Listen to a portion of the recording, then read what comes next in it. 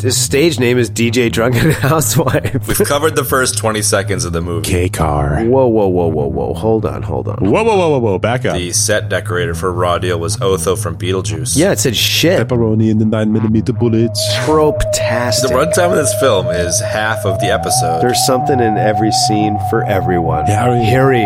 Harry. It's broadcasting live from inside the power band. This is The Blah. In this episode, everybody dies. I'm your host, the Mulverine, along with Jarhigo. Hey, what's up? And C-Lab Forever. What's up? How you guys doing? Doing great, C-Lab Forever and Jarhigo. Fantastic. Folks, this week on our Intrepid podcast, we're going to be covering one of the most ultimate movies of all time, the 1986 classic Arnold Schwarzenegger epic Raw Deal. I don't know about epic. Well, man, it was pretty epic. In a bad way. It was a pretty horrifying and hilarious film. It's so epic because it's so terrible, because it's so great, because it's so wooden. My God. What made you choose this one? Probably everything you just said, but... Pretty much everything I just said. I mean, when we're talking about old movies that are sort of terrible and great at the same time, that were definitely, something I always fed from. This was definitely in the list. Not only that, but this is an earlier Arnold film. It's also definitely one of his most obscure movies. Like when people talk about Schwarzenegger, nobody's like, "Oh, dude, remember Raw Deal?" Like nobody remembers Raw Deal. So, I'd never heard of it. Yeah, exactly. Yeah, it's one of his least popular movies. For pretty good reason, I find. Yeah, absolutely for a good reason, man. But it's so damn 80s, man. The cars and... It's pretty 80s. There's just so many awful things in here and some proto-tropes in here. And, Oh, my God. Are right, there ever? Jarhigo? Oh, yes. I hope we need to have like a little sort of Jarhigo's proto-tropes corner where he sort of dives into all of them, man. Yeah, there's a few in here. Some 80s trope goodness going on. And just basically some Arnie trope goodness going on. Oh, definitely, man. Yeah. For the folks at home, a little pedigree information about this movie. It was released June 86. A budget of $12 million yielded them a box office of $16 million. So they made a couple of quarters on this movie. Made a couple fazools.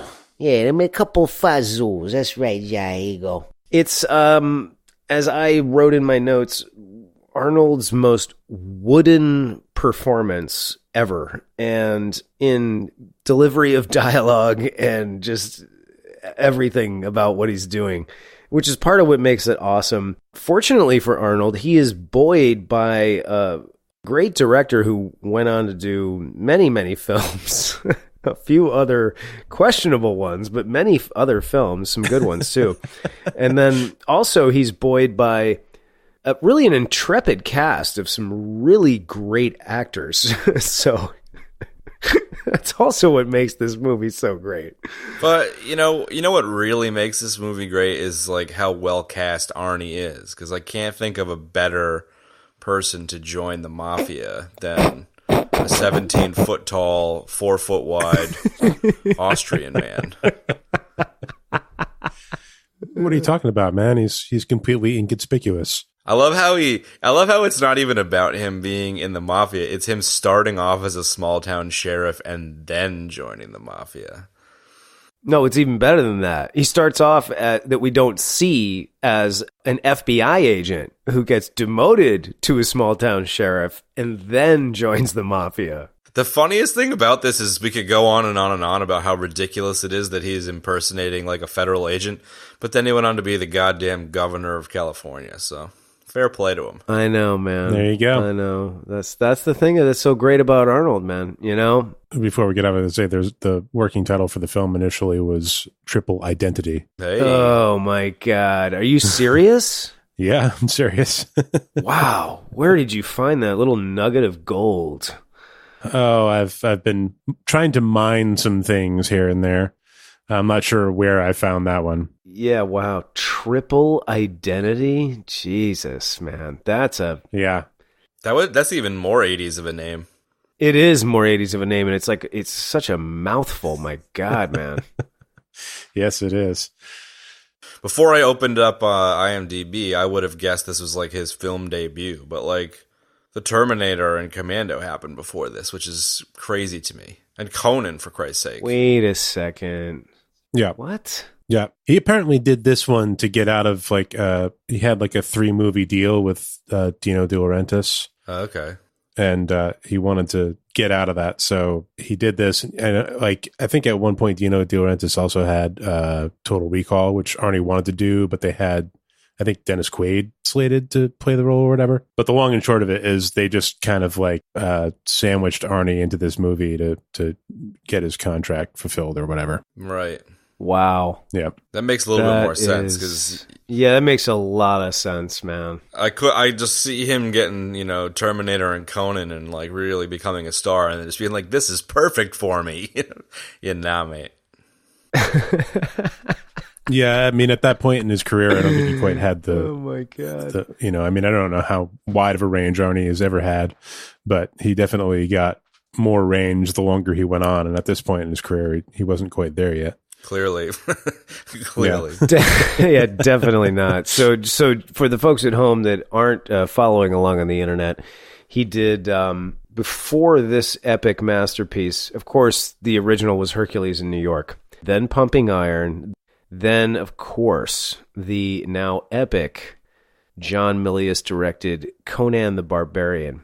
And then followed that right up with Conan the Destroyer, which destroyed the entire Conan saga in one fell swoop. Then The Terminator, then Commando, then Raw Deal. So, yeah, you're right. Now looking at this, thinking about it, it's like, how is he so woody in this movie when he'd done all these other films? Yeah, you got Conan, Terminator, and then immediately following, and Commando, and immediately following Raw Deal, you got Predator and Running Man. So, it's right in the middle of some of his most well-known stuff. Yeah. Absolutely, man. Oh, let's not forget Red Heat with Jim Belushi in Twins. I'm your twin brother, Julius. Oh, my God, Twins. Oh, wow. Right? I love nuke food. Oh man. Oh my God. Okay, so we've clearly just dove right right into this movie. Straight in. I mean, there's no other way to do it, man, especially with a movie like this. Do we want to kind of pick it apart, sort of point by point, as I love to do with a pair of golden tweezers, or you just want to bounce around? I don't know. Yeah, go for it. I would like to point out, again, more pedigree information. The director was John Irvin, and he was an English chap, and he directed this movie, and these are in succession, I might add, this, Hamburger Hill, and then the Patrick Swayze epic that I really hope we end up doing on this podcast, Next of Kin. Ooh. Those are 3 of the films that he did. Then he went on to do many, many other films that were far better than this movie, or really Next of Kin as well. Hamburger Hill was actually a really good movie, and a lot of people always throw that into the pile when you're talking about kind of 80s, 90s Vietnam movies, Yeah, for sure. So, yeah.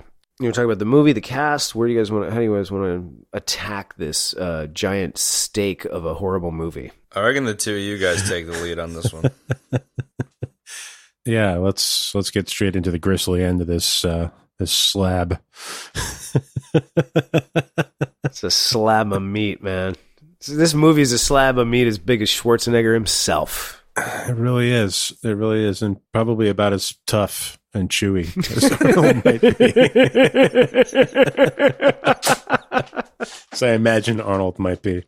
Oh my dear! Truer words have never been spoken by Jarhigo, folks. Yeah. So I don't know that I've ever seen this movie before. Can you believe that? No, that's amazing. Are you serious? I had it confused, I think, with Red Heat for some reason initially, and I'm sure I must have seen it. I mean, I can't imagine that I haven't seen it, but I think I've only seen it maybe once, and because like this thing starts off, and once we get past the whole scene where they where the mafia guys come in and assassinate the witness. Sure. We have a chase where Arnie is chasing a dude on a fully dressed dirt bike. Now, wait a minute. We got to pause here because this is one of my favorite tropes from like 70s, 80s films. It was all over Chips.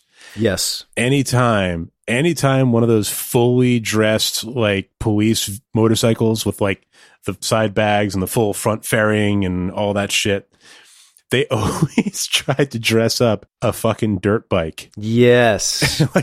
like you're supposed to buy it, like yeah, like it's a real fucking thing. Oh my God. And so he's chasing him, and the theme music is, oh God, who was it? It was Ricky Skaggs' One Way Rider. Get the hell out of here. I used to be a wow big Ricky Skaggs fan when I was a little kid. Were you? Yeah. It was like my one country crossover for whatever reason. I'm not sure why. But yeah. Well, I can see why. It's got like a nice, like it moves, it's got a nice rhythm to it, man. It cooks along there, Yeah, sure. That song does, yeah. And just, Ricky Skaggs at large. I used to like Ricky Skaggs. But I didn't remember that scene at all, which makes me think that I haven't seen the movie, because had I surely would have remembered all of that, right? Yeah, and Ricky Skaggs, right. You would think. One would think, right? So this could very well be my first viewing. This is an important thing to talk about because there's a whole nother part of this story. Ben, do you want to tell the story about the DVD I gave you, or do you want me to tell it? That's probably why you haven't seen it. Yeah, there you go. That's perfect. This is a perfect segue. Somewhat of a... You want to tell it, Ben? Go ahead, Kev. Go ahead. And I'll chime in as needed. Okay. As needed. I like that. Yeah. Yeah. Correct me if you remember anything. And I was there too. I was there too. So, folks, back in, I really don't know when it was. It was like probably 7 years ago at this point. Somewhere in the 2000s. Yeah, somewhere in the 2000s. At one point, I had decided that a nice birthday present for Jarhiga would be to give him a DVD copy of Arnold Schwarzenegger in this very film, Raw Deal. And I did that very thing. I bought it on Amazon. I had it shipped. I gave Jarhigo the copy of the film. And maybe week tops, a couple days after I gave it to him, I was like, hey, do you mind if I borrow that, man? I'd love to watch it. It's such a great movie. He said yes, and I have still yet to give him that DVD back. In fact, it is in my home now. I have since moved away from Jarhigo. You watched it in prep for the show. And I not only did I I didn't watch his DVD in prep for the show. I actually bought my own copy. I found a cheap copy of digitally online. But that's probably a huge reason why he's never seen this movie. That's the story. Well, it certainly didn't help. Kev, I just wanted to thank you because that was a very nice gift that you got for yourself. Thank you. Oh my God, dude. Yeah, I'm really sorry about that, man. That was probably... Hey, it's okay, man. I had completely forgotten about it anyways. It's like you upon your taking of the DVD, it was as if you took it from my mind completely, and I just didn't remember that I had it, Well, I mean, look, don't make excuses for old Mulvey here, Jarhigo. I'm only testifying to my own shitty memory, that's all.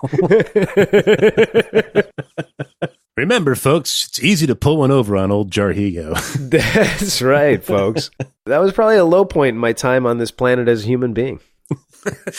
Is robbing you. Not taking the DVD. I mean, that was, pretty... That's a pretty crappy move, but not unheard of. The worst part was depriving you of this performance of Arnold's and this film. Easily. Yeah. I want to try and bullshit and pretend that he was robbed of this performance, but I don't know if I can do it. So there you have it, folks. That's the reason why Ben had never seen this movie. Yeah. All those reasons. And it's pretty, I think if you didn't recall the, Arnie dressed up like a lumberjack in a Jeep going through a lumber yard with a dirt bike, cop bike, then chances are you didn't ever see this one, because that was pretty remarkable. To Ricky Skaggs. Pretty memorable. One would think I would remember that, yeah.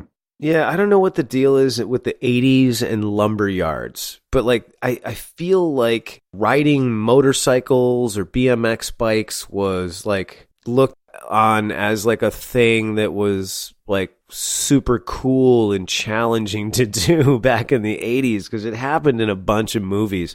The one that comes to my mind most is the early 80s classic Rad, which is a BMX movie. It's a coming-of-age story about BMX riding, which was incredibly popular in the 80s, as Ben well knows. Oh, yeah. That is one of my brother's all-time favorite movies. For some reason, the skateboard version of that is kind of coming to mind more. I forget, Gleaming the Cube. Was that Gleaming the Cube? Yes. No, Gleaming the Cube. Well, Gleaming the Cube was there, but I would say the equivalent analog to Rad was the early 2000s movie Grind. Okay. And it's in sort of a coming of age, we're going to go on an adventure and try to win a big competition kind of situation, because that's How exactly. Could they not make these movies anymore? They have rollerblading ones and BMX ones.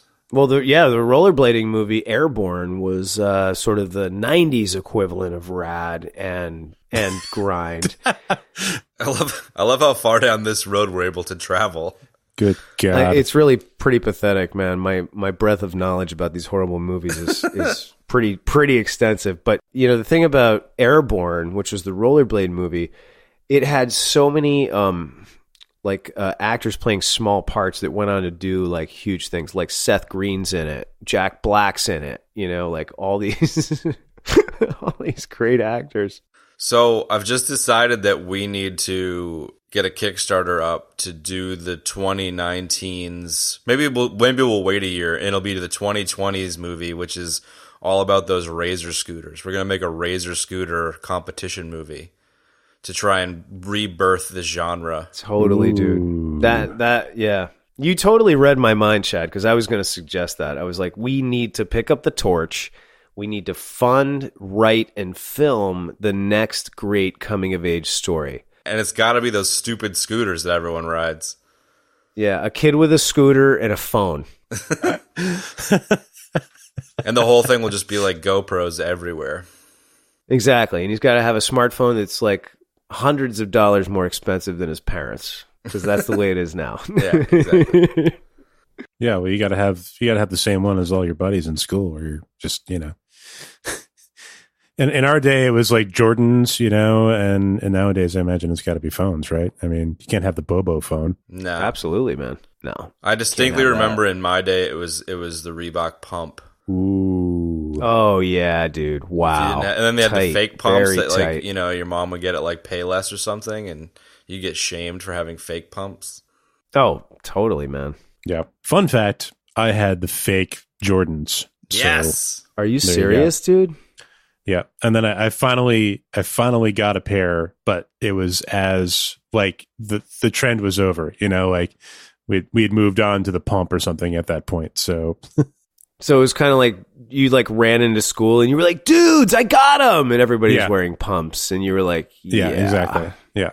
Yeah. That was exactly ultimate, just dejected, man. Exactly how it went right there. Oh, that's so terrible, man. I wish I could give you a big fat hug. School sucked, hey?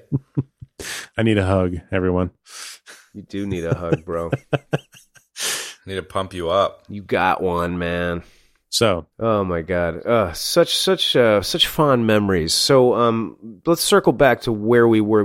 We got as far as Jarhigo. We've covered the first 20 seconds of the movie. Right, we were into the first 20 seconds of the movie. Jarhigo just recounted what his sort of experience was with viewing this film. Yes. And we're still on the beginning with the Ricky Skaggs. I'm glad you told everybody that it was a Ricky Skaggs tune, because I didn't know that. Yes. Yeah. So at that point, I was like, oh boy, what am I in for here? Oh boy. Oh, what's going to happen? Oh boy, here we go. What's it going to be, dude? I was wondering if Arnold was going to be wearing like that red flannel through the whole movie. Oh man, right? I feel like the costumes for this one, it was like the costume designer was given the task of like, okay, you need to make Arnold Schwarzenegger a redneck and a mafia don. And the poor guy or girl went out to like try and find lumberjack outfits and suits, and had to like get 5 shirts and like rip them apart and sew them all together just to fit over his giant ass frame. They all look like the most ill-fitting, ridiculous like moo frocks. It was amazing. Moo frocks, nice. Oh, that's funny. Like some of his jackets later in the movie were absolutely hilarious. Oh man, so hilarious. The cars, man. I could not get over the cars. They just really were well, I mean, like I don't want to get too ahead of ourselves. Yeah, I don't want to get ahead of ourselves either, but before we're talking about cars, I have to say it cuz it's one note that I have, and all that it says is K car. Totally, dude. Totally. Yeah, we can get into it later, but that's a little foreshadowing for you people. They stuffed Arnold Schwarzenegger into a fucking K car at some point. Oh man. God, that's great. Does it go from there straight into the family to him being at home? Oh yeah. He's like he got up early to catch that guy who was impersonating a police officer and lying to the sheriff, and then he was like, if you need me, I'll be at home. Yeah, he drops the guy off, then goes home to his adoring wife. And the wife is none other than Blanche Baker, who played the often drunk fiance in 16 Candles. Wow, she's like typecast as drunk? Yeah. Because she was kind of, well, I remember her being boozy and drunk in 16 Candles. I haven't seen 16 Candles in a while. She wasn't drunk through the whole thing, but yeah, right. Yeah, I mean, that's like one of her biggest claim to fame is, being in 16 Candles, which is a huge film. So fortunately for her, she was able to do this after that. To really launch the career into the stratosphere. Yeah. Exactly, man. And now, it's funny, my recollection of her, so as Arnold comes inside and she's hammered because she's depressed because he lost his job at the bureau. Yeah, she's got to live out in the sticks. Yeah, she doesn't like living where they live, and they never say where they're living, but, she talks about cows, so, somewhere in the country. Yeah, it's bumfuck Idaho. And she's sitting there like dressing up a cake. I thought for the longest time, and it's hard to tell when I watched it probably 3 times before we did the show. And I'm sorry. I always thought, no, don't be. I love this movie. I always thought that that she was so drunk that she made the cake entirely out of icing. But then when she throws it at the cabinet, it kind of looks like there might be some cake in there. I don't know. You guys want to weigh in on that? You guys want to weigh in on this completely infinitesimal detail? No, the cake. I have one note on this movie, and it's the cake. Her throwing the cake, like it was. My jaw dropped. I was laughing so goddamn hard at that one. Like I can't even remember the color of it, but it was like a grayish frosting that she was just like heaping onto this goddamn cake. Yeah, I think that's why I thought it was made of frosting. Yeah. It was so funny. Yeah. It was so funny, the amount of footage, like actual film. They must have had meters and meters and meters of this goddamn footage of her frosting a fucking cake, and like the amount of editing. Like it was like cut to him, cut to her, cut to the cake, cut to the booze, cut to the cake, cut to him. It's just like it wasn't even like A-roll, B-roll. Like it was like the Academy Award for editing goes to the cake scene in Raw Deal, 1986. Are you fucking serious, guys? It was so good. Oh, wow, man. That was funny, man. That was really funny. That might be the best thing you've ever said on this show. You reckon? That was absolutely brilliant. Thank you. You're welcome. It's worth dwelling on. It was just you see the stupid shit at the beginning, the motorcycle chase, him in a giant red flannel. You're like, this is going to be weird. And then there's a fucking cake throwing scene. It was just a perfect way to be like, okay, set expectations. Now I know exactly what I'm in for. A ridiculous movie. That's where Steve Aoki got the idea, apparently. There you go. And I just died.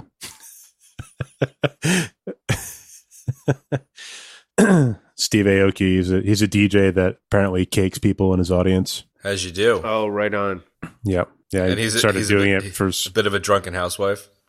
I don't know. I really don't know much about him. Yeah, that's his stage name is DJ Drunken Housewife. You didn't know that? Oh man. All right. Anyways, that's good. I think they're actually. Oh come on, Jar Higo. We're 30 minutes in and 2 minutes into the movie. Yeah, so, this is so bad. Let's keep it rolling here. My next recollection is the scene where he's like talking to his Whoa, back up. Yeah. Wait a minute, because he delivers. Like, I gotta say this. Like, so when she whips the cake at the wall, he looks at her like one thing about Arnold in this movie, like, he really looks like he's putting a lot of energy into creating and dialing this character in. And I mean that in a serious way. Yeah. He seems to be trying hard. Like, he definitely does, man. He definitely looks like he is really trying to make this happen. And I applaud that. That's part of what I love about Arnold. And he looks at her and he goes, "You should not drink and bake." You should not drink and bake. And he's like so serious when he says it, man. And there's like a very distinct comma after drink. You know what I mean, Ben? Yeah. Does anybody remember what it said on the cake? Yeah, it said shit. Yeah, that was the best. It was like she spends 45 minutes frosting the fucking cake, and then like a 1 second cut later, and she's already written a bunch of shit on it. Like, it's like nowhere in that scene was there time for her to write all that shit on the cake. Nor did it look like there was any kind of one of those frosting squeeze tubes for her to write it. No. So good. Oh my God. So damn good. So, okay. You know, like that's where we start in this movie. Where do you go from? I mean, can you go any higher than that? I thought that the next, like, you've seen this 100 times, I've seen it once, so my memory is going to be pretty faded on it, but I think the next scene is like him meeting with his Fed cop buddy in an office, and it's just like a normal back and forth dialogue, and they're like, yeah, we need to bust this guy, and oh, this guy screwed you here and screwed you there. And then Arnold's like, how's your son? And he just like kind of bursts into tears, and he's like, dead. I kind of lost it, man, at that one. It's just like, wait a minute, what? The guy's got, crocodile tears. Oh, it was just perfect. I really like your Arnold impression, number one, Chad. Number two, as Ben said before, whoa. Hold on. We're getting to the marriage counseling scene. It's really important to point out there's one other great little nugget. She passes out on the couch. He picks her up, puts her in bed. The next scene, we see him, I don't know why I found this so weird and disturbing, with his shoes off. So we actually see Arnold in his socks in that cheesy chair with the ottoman that like you used to see in like everybody's home. It was like a leather chair and it had wood in the back, and he's like, and now he's drinking, but he's not, he's not crushing glasses of scotch or anything like that. And then all of a sudden he gets a phone call. And the part that I find funny is that, like, in the beginning of the film, like, we see the mob hit, right? And then we know that Blair gets killed, Harry Shannon's son, played by the awesome Darren McGavin. And we know that Darren McGavin is involved in the film. We know that he's, pissed at Petrovita. He hates the mob. He wants to take them down. We know all that in the beginning of the film, like the first minute. And then when he's talking to Arnold, when he calls him at his house, like, Arnold's super casual, but Darren McGavin, it's like the shot of Darren McGavin is like just his mouth and his nose and part of the phone. And he's like trying to be all like clandestine about talking to him, man. And it's just so weird, dude. Like, don't you think so, Ben? I mean, yeah, it's just like so odd. Yeah. I'm going to go ahead and put a stamp on the fact that pretty much every interaction between Arnie and Darren McGavin in this film are off the charts bizarre. Absolutely. Yeah. Absolutely. And I love that. I mean, like this movie, I think Arnold Schwarzenegger says the word Harry, the name Harry, like 300 times. Harry. And he's got such a way of saying that word. Harry. So like he picks the phone up and he's like sitting on the windowsill like he's like doing a catalog shoot, right? And Sherry's like, not Sherry. Shannon's like, "What's up, Mark?" And he's like, "It's been a long time, Harry. What's going on? We need to talk, Mark." All like secretive about talking to him. And Arnold's like super casual, like, "Oh, hey, what's up? Like, we haven't talked in years. What's going on?" You know, like it was just weird. Yeah. And like you said, Ben, like every other interaction is like super weird. It was almost like Arnold like couldn't handle like acting in the same room as Darren McGavin because Darren McGavin is so great. And he's just oozing awesomeness out of his pores in every single scene. Even in this movie, this horrible movie, he's great. Yeah. It's funny. It's just like there's like no chemistry between the two of them. It's very like, I don't know. I know. And it's like, how is that possible? Darren McGavin is like everybody's dad. Yeah. You know, especially after A Christmas Story. True that. Was this film after Christmas Story? Did it come out after Christmas Story? Ooh. I guess it doesn't matter. It does matter. Yeah, Christmas Story was 83. Thank you, Jimmy. Thank you, Jimmy Google. Hey, Jimmy. Okay, so let's catch up with Chad. Chad's already at the marriage counseling scene. Let's go. I just thought it was hilarious. I thought it was unbelievably hilarious. It's so funny. Just the normal back and forth, blah, blah, blah, bunch of exposition to try and get the ball rolling on the movie. And then the dude bursts into tears at the end. It's just such a fucking herky-jerky, like, record-scratching what? Yeah, absolutely. You know, yeah, we went to some ball games together. Yeah, we did that. Mm-hmm. And then he died. and he's dead. So I mean, like Darren McGavin just like he dives right in. Like he hits play on that VCR like the second he walks into the room and starts doing the talk about a prototrope, dude. The rundown on who's who of the bad guys that are going to be taken out in the movie, right, Ben? I mean, come on. Yeah, definitely trope-tastic. Trope-tastic. Yeah. What was? Fuck! I wish I'd written it down because now that I'm thinking about it, it was kind of funny. What was like Arnie's little comment about the meeting taking place in the marriage counseling room? And he have like some little zinger that he says like when he first walks in. Yeah, he did. You pick such intriguing meeting places. Is that what he said? Yeah, I've got it up here now. Nice. Yeah, I know it's weird because like at this point in Arnold's career, we're already privy to Arnold's now famous puns, you know, like he's like the king of the quips. Mm-hmm. And some of the best ones ever were in Commando and like, which, you know, as we know came before this. And then a lot of them in Total Recall, which came after this. I mean, it's like the puns are so like, it's like he has this like pun energy in his body that has to come out of him. And he's like really trying to choke it back in this movie. You know what I mean? But he can't choke that shit back, dude. You know what I mean? He was trying really hard. Yeah. So is that like how Asian martial artists have like chi energy and Arnold has like pun energy? Is that kind of his like, that's his combat style? That's it. I think so. Yeah. I think you nailed it right there, dude. I think so. Yeah, his puns are so subdued, like, you know, you should not drink and bake, and then the Bureau has, what is it? The Bureau has us meeting in such intriguing places or something like that? Yeah. You know, and then I love how Darren McGavin, he like a bunch of times in the movie, keeps talking about his expenses and the savings that he has to like, you know, mount this clandestine operation, man. It's like $45,000. Like $45,000 is nothing. I mean, I guess back in the 80s, that was a lot of cake, was it not? Or maybe I'm not remembering that right. Yeah, you know, go to get some nice suits. And some more guns. Going to get some gel for my hair. I would say the highlight of that scene is probably Arnold trying to barf out what happened with Baxter. So, he starts playing the videotape, and then, Arnold's like, "That's Baxter." Yeah, that was the best part.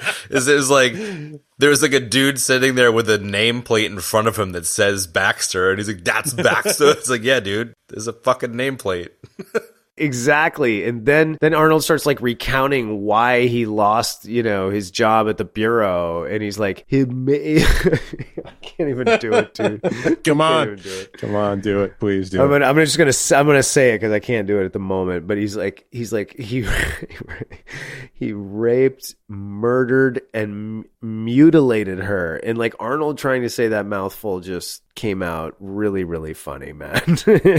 He molested, murdered, and mutilated her. He molested, murdered, and mutilated her. That's it. Thank you. Jarhigo's saving the day right there. We'll throw a clip in right there too. Yeah.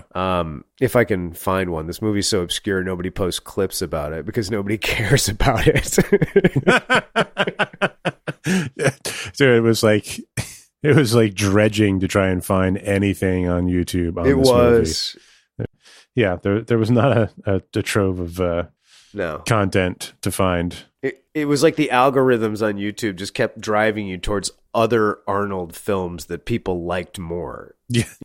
The internet was no different. Like I was trying to find articles and stuff like that. And like the best I could really do was like another article by another group of nerds like us that have another podcast. They talk about movies like this, So I was like pretty stoked that somebody else was talking about this movie, but like that was about all that was out there. I think this movie was just people wanted to forget about it. It's understandable, really. Yeah, it really is, man. If we're ready to move on to the next scene, yes, I think we are. Yeah, let's start plowing ahead here. I think that the 12 was it? You say it's $12 million budget. I think they spent $8 million on the oil barrels for the next suicide scene. Oh my god, totally, dude. Oh yeah, I had a note about that, and I just want to quickly like this is sort of like a retro note for like the whole beginning part with the motorcycle cop guy impersonator.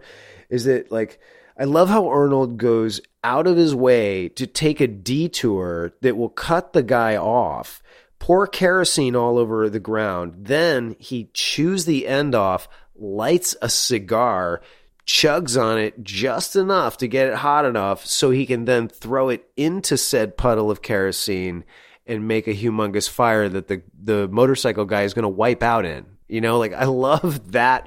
That is a trope right there. Oh, for sure. The only thing that would have made that better if it was a Wilhelm scream as the guy went through the fire.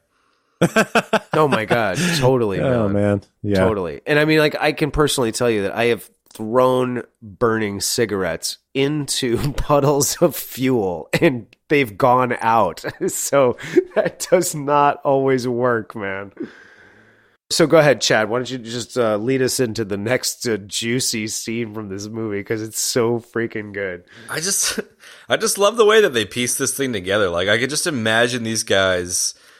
They probably didn't even have storyboards because that's how fucked this movie is. But just sitting in a room, being like, "All right, how are we gonna do these scenes?" You're like, "All right." So then old mate cries in a marriage counseling office, and then cut to an oil refinery where Arnie breaks in.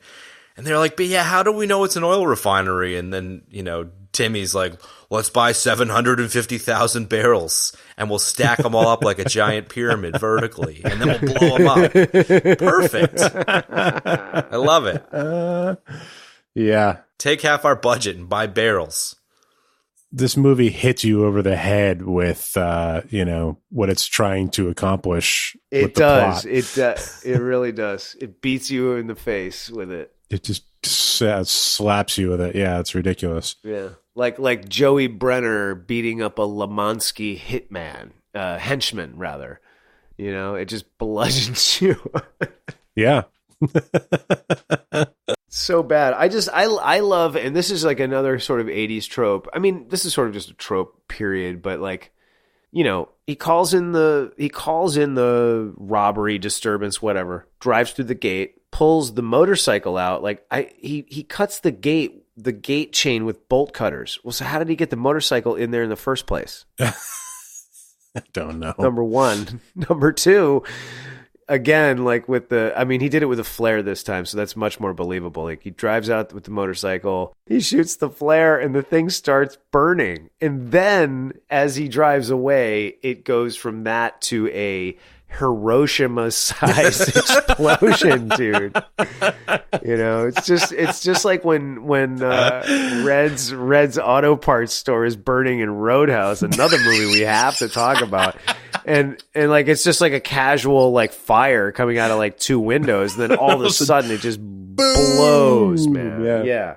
That's my thing, is that and it's like there's no skeleton, like, you know what I mean? Like, where's the skeleton? Like the explosion couldn't possibly have like obliterated or incinerated his skeleton into dust. No way. No way, man. No way, man. Yeah, the surprisingly large explosion. I think that's like another one of those sort of 80s tropes. I'm sorry. I'm just watching this on silent in the background. And it's like he shoots the flare and explosion number 1 happens at the tanks. And then it cuts to like the barrels that you see as he's driving in, which is explosion number two. And then it cuts to him on a motorcycle with 7,000 barrels that you haven't seen ever, just absolutely obliterating the universe as he drives his motorcycle away. This is like, Jesus Christ, guys.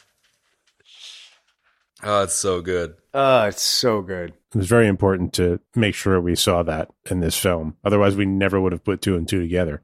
Right?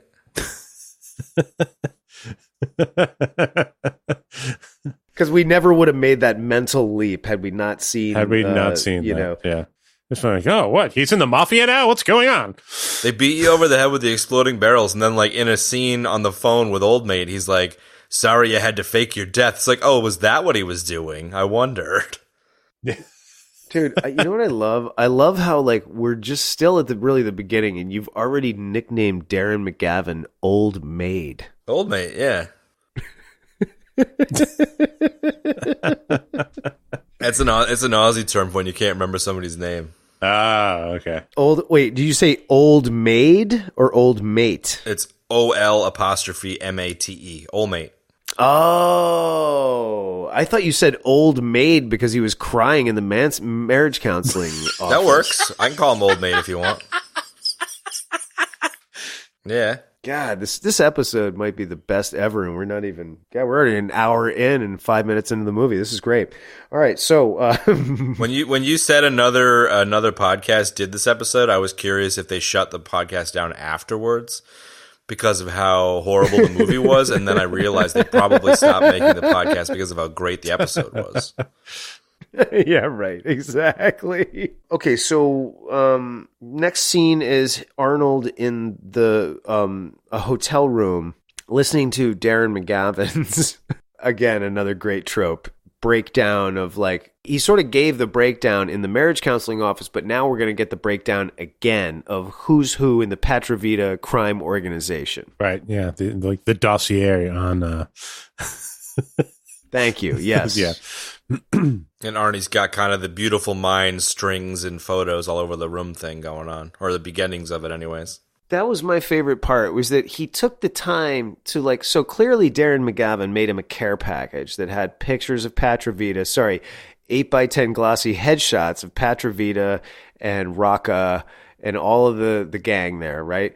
And then he tapes them all up onto the wall just so he can take them down one at a time as Harry Shannon, Darren McGavin, is explaining who those people are in the tape recording, dude. Like, I just love that, man. It's just it's so overly obvious and dumb and just like, oh my God.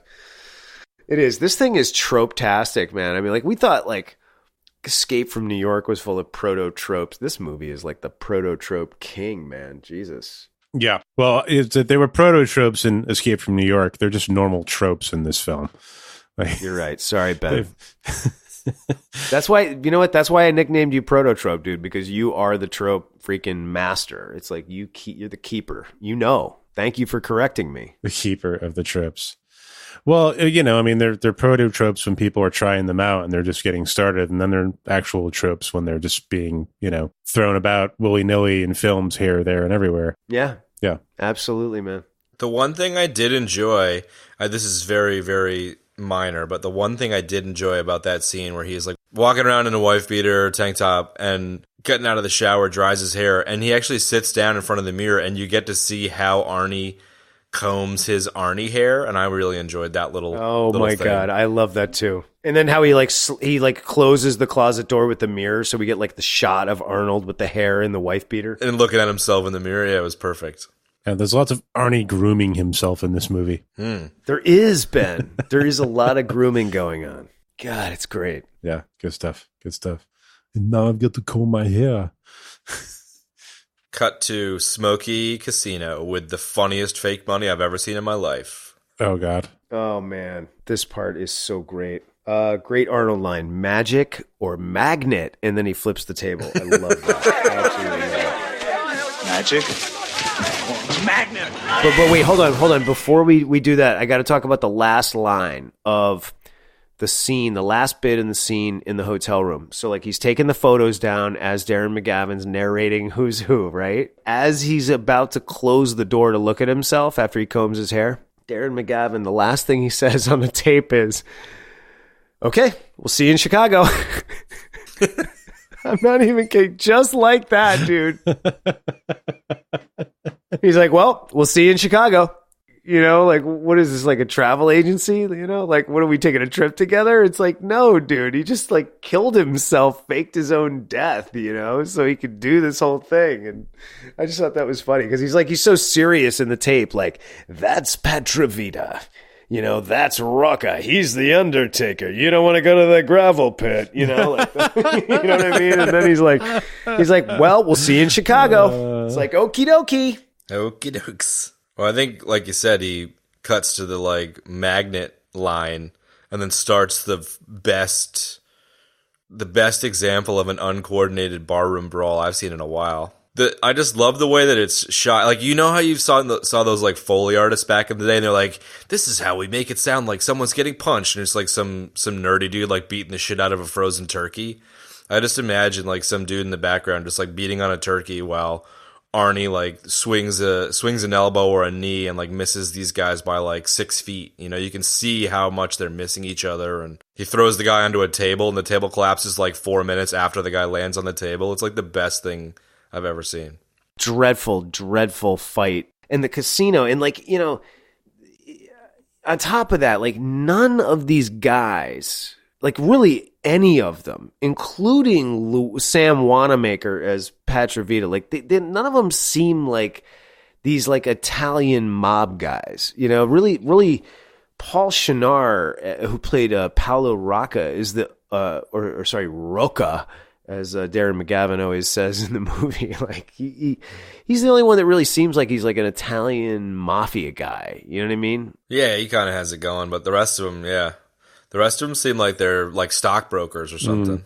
Yeah, or just like regular dudes. Like, I don't know if that's like a Midwest thing or what, man, but it was weird. So like none of the guys in the casino scene, you know, they all just seem like regular, you know, just sort of kind of greasy dudes that are just like, you know, holding like a gambling night in the back of their shop or whatever. You know, it doesn't seem like a secret mob operation, you know, orchestrated by Martin the Hammer Lemansky. Hammer Lemansky. There's a couple other great Arnold puns in there. Of course, I didn't write them all down, and that's what I should have done first. He goes and gets in the tow truck, and then like as he's like revving up the tow truck, there's like some like random people leaving, I don't know what, like another restaurant nearby maybe, and he goes, "Excuse me, could you move a little bit, please?" And they're like, "Oh, sorry," and he's like, "Thank you." Excuse us. Yeah. And the guy's like, "You're white." He's like, "Oh, thank you." That's what it is. Exactly. The lights. So Which leads funny, us to the next 80s trope, driving a vehicle through a storefront. Absolutely. Oh my god, trope-alicious. So was this before Over the Top? It must have been. It might have been around. Over the Top, 1987. Stallone. Oh man, that is it. Talk about a terrible movie. But the best thing about terrible, but Raw Deal beats Over the Top to driving a large truck through the front of a building. That's true. Yeah, I'm pretty sure some other film has beat Raw Deal as well.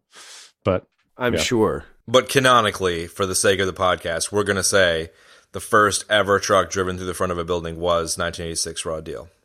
Fair enough. I think we can all agree. We can, yeah. I really, my God, man. I almost want to stop this and start talking about Over the Top right now. Talk about a shitty gem of a movie, man. And the best part about it, of course, is because it has Robert Loggia in it. I don't know how he ended up in that movie. Robert Loggia is the Darren McGavin of Over the Top, you know? But how is Robert Loggia going to turn down an arm wrestling trucker movie? I mean, nobody in their right mind would turn that down. I know, exactly. He was like, wait, an arm wrestling trucker movie? I'm in. With Stallone? Count me in. Yeah, right. Yeah, I'll do it. I saw that one in the theater. Did you? Did you really? That's amazing. Wow. They still called them theaters back then too, huh? They sure did. Theaters. The theater. Yes. The cinema. So you skipped a couple of little minor things. There's a scene where in the casino where Arnold's like half-assedly wrestling with some dude, and a henchman just like brings in a CRT television and drops it on his head. And then Arnold takes that guy and throws him up onto the ceiling, like, and he gets stuck up in the lights or something.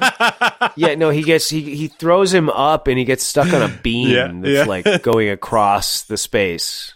And then he's just, like anybody would just like jump back down, but he's just like, and stays up there for the rest of eternity. He's still there to this day. Yeah. And then yet another great trope of the 80s is that same guy falls right at the end of the scene. So after Arnold drives the truck through it, the guy falls. Like, so Arnold walks out the door, and then there's one guy left in the room, like the guy that was running it, and then he's like sort of sitting there like stunned by what just happened, and then the guy from the ceiling, the guy that's on the beam, falls. No, I just turned the sound on. He goes, "Guys, make sure to clean up the mess before you knock off." That's what it is. Yeah. Then the guy falls. Yeah. Okay, so after this scene, I'm just trying to, like, what the hell happens after this? It's the shoot 'em up, the mafia shoot 'em up. So this is when LaPatra Vita, like, he's like, I love this scene. So what jumped out at me here was like, they go to get in the car to leave after he chews him out. And then all of a sudden there's just like a Boy Scout school bus, and like all the windows drop down, and they just start freaking pumping bullets into that car, man. And it's just like all they're doing is shooting the car. And poor Tony. Poor Tony. Yes, sir. Poor Tony. And what's great about that, I actually wrote this down. The bus goes by, misses everybody except for Tony. And then like the boss, like Patra Vita, jumps on top of Tony, like as if to shield Tony from bullets. But Tony's already dead, and Tony really should be jumping on Patra Vita to make sure he doesn't get shot. Like, it's the most bizarre thing it's like ever. They're trying to tell the actor to like use him as a human shield, and like he just wasn't quite getting it, and they just went with it like as it was. Well, they spent all their money on those barrels. They didn't have enough money for another take. Yeah, they couldn't. Yeah. Oh my God. Yeah. And then like they get up and he's like, Tony was a great kid. And then he's like, make sure you find a good replacement for him. Like, not like, who just tried to kill me? Are you okay? Did you get shot by a stray bullet? None of that. Just, Tony was a great kid. Make sure you find a good replacement for him. I wonder who that's going to be. I was like, okay. Yeah, right. I wonder who that's going to be exactly. Hello, Freddy foreshadowing. You know what I mean? It's so ridiculous, man. So I wish I could claim that as my own. That's from Archer. But he's it's just like, it's so surreal, man, And I think that's when we get the first look at Paolo. No, it's not the first look at Paolo Rocca, but the first scene with him, other than what we saw on the tape. And that guy, and Petrovita's played by Sam Wanamaker. He was a great actor. He played, he was in Hollywood forever and ever and ever. And Paul Shinar, who played Rocca, was a really accomplished actor. So again, this sort of goes back to my earlier comment about like all these great actors that are buoying up Arnold in this movie. Paul Shinar actually started the American Conservatory Theater in San Francisco, and he acted in a ton of stage productions there and in other places. So this guy is like a really, really serious, accomplished actor. And and then he stopped for 5 minutes to play Paolo Rocca in this gem of an 80s film. I don't really understand the math on that one, but he's really great in this movie. It's amazing that they were able to get some of these guys. I know, man. It really is. And unfortunately, that guy... I mean, it's 86, so they were probably all coked out of their faces, to be fair. Yeah, right. Yeah, and Paul Shinar actually died in 89 of AIDS. And he also actually voiced Jenner in The Secret of Nim, which is a great animated classic, man. That's a classic. Yeah. He was in the Big Blue as well. That's a really obscure and fantastic film. Yeah, exactly right. So then it cuts... from the Boy Scout shoot 'em up scene, it cuts to Arnie robbing some poor woman of her jewelry and like dropping her in Coney Island or whatever, huh? Oh my God, I love that part, dude. Real quick, just a little quick tidbit about Paul Shinar. He also played Sosa, the drug lord in Scarface. Oh yeah, that was a pretty high profile piece of work right there. Yes, the limo scene. So Arnold jumps in the limo. Driver's like, hey, I love that, dude. Total 80s right there. Do you know whose car this is? And Arnold's like, shut up. And then the girl gets in, takes the jewelry off, and he drives him out to, it's got to be what, like, the Chicago equivalent of Coney Island, Chad. Yeah. There's like a bunch of disused parade floats in the background as he's dropping them off. Yes, there you go. Disused parade floats. Exactly. So the best part of that scene, like, there's some back and forth there or whatever, but like my favorite part of that scene is when he drives away, the limo guy like whips a rock at the car and he goes, "You took my lunch, you son of a bitch." Right, yeah. So stupid, dude. Oh my God, it's so great. This just as 1990 timeless as Demolition Man was, this might be one of the more 80s movies. Yeah, it really it's pretty is. 80s out, man. The cars, the locations, the clothes. Yeah. But it's like it's kind of like in order for a movie to be quintessentially of that decade, it needs to be so bad that it just like jumps the shark for all of the tropes. And I feel like Demolition Man definitely did that for the 90s, in my opinion, and this one might just have done it for the 80s. You know what? You may very well be right about that, Chad. Because like every fucking scene in this movie jumps a goddamn pod of sharks or a fucking herd of sharks or whatever the hell a group of sharks is called. Yeah, you're right about that. There's something in every scene for everyone. So the next scene, Arnie's driving away and he's like, "Well, what's in this brown paper bag here? Oh, look at this. Looks like tuna on rye. I was kind of hungry."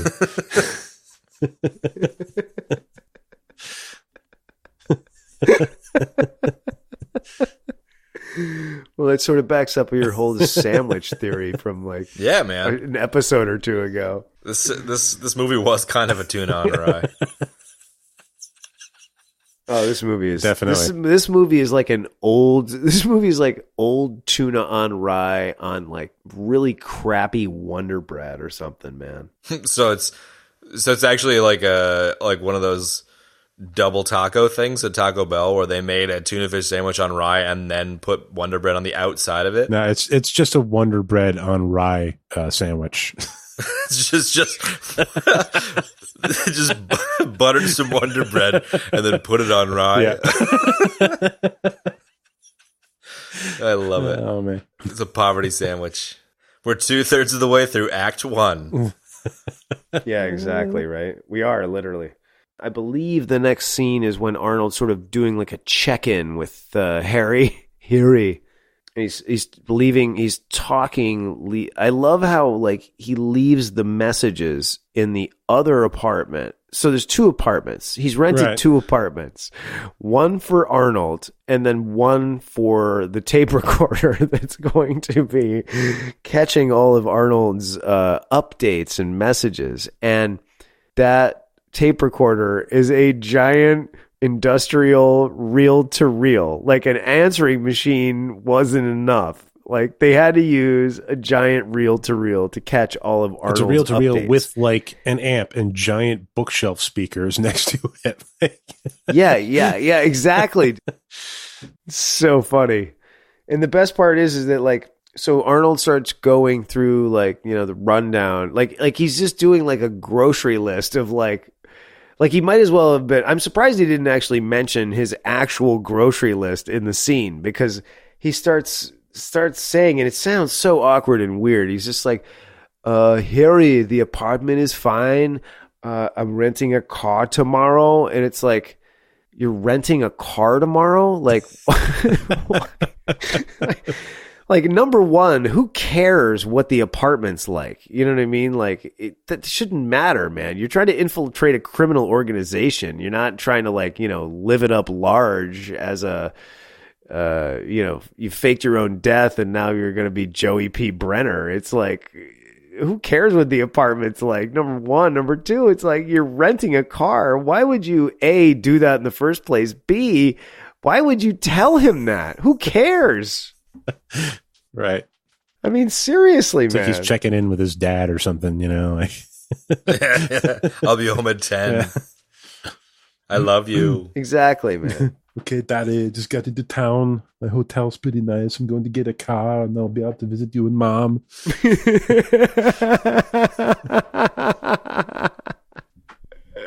If you'd like, let me know. Maybe I could pick up a pizza on my way. With extra pepperoni. 9mm bullets. So, I mean, at this point, he kind of lets himself into the Petrovita speakeasy casino thingamajiggy and lets one of his yes men know. How does he describe it? He's like, yeah. Oh my god.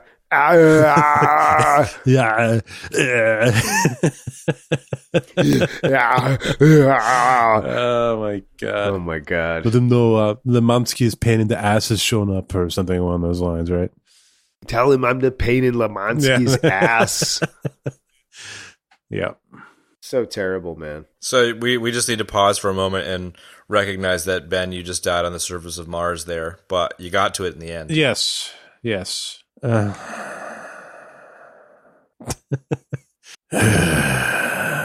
damn it. Okay, yeah. So we are also introduced to the alluring Monique in this scene. Oh my god, Catherine Harold, man. Just a sexy 80s babe, Yes, right? Yes, an 80s siren. An 80s siren. Wow, well said, dude. She's a sexy babe. Sexy 80s babe. She's got the teased hair and the cleavage. She's Monique. Totally. She doesn't mind if Arnold's smoking a cigar right next to her. Right in her face. Because she's smoking 2 cigarettes while he's doing that. Oh, man. The 80s. Everybody's just smoking everywhere, dude. You know, in the apartment, in the restaurant, everywhere. I love it, man. Arnold with the cigars. The locations in this film are really, really full-on 80s, and that casino might be the most 80s location I've ever seen. Oh, my God. The bar / casino? Yeah. It's like it. Yeah, the bar / casino is It's you know what's weird, Ben, is that it's like the sets are like, they are what you're saying. They are so 80s, and yet at the same time they are so like B level. Yeah. You know what I mean? Like Especially the casino, it's so small. I think that was the thing to me, is like it's kind of got the vibe in the 80s thing, but if it was like 2 or 3 times larger, or even throw some fucking mirrors in it or something to make it look bigger with like the camera work, but it just looks like they like took the director's kid's bedroom and turned it into a casino. You know what I mean? Yes.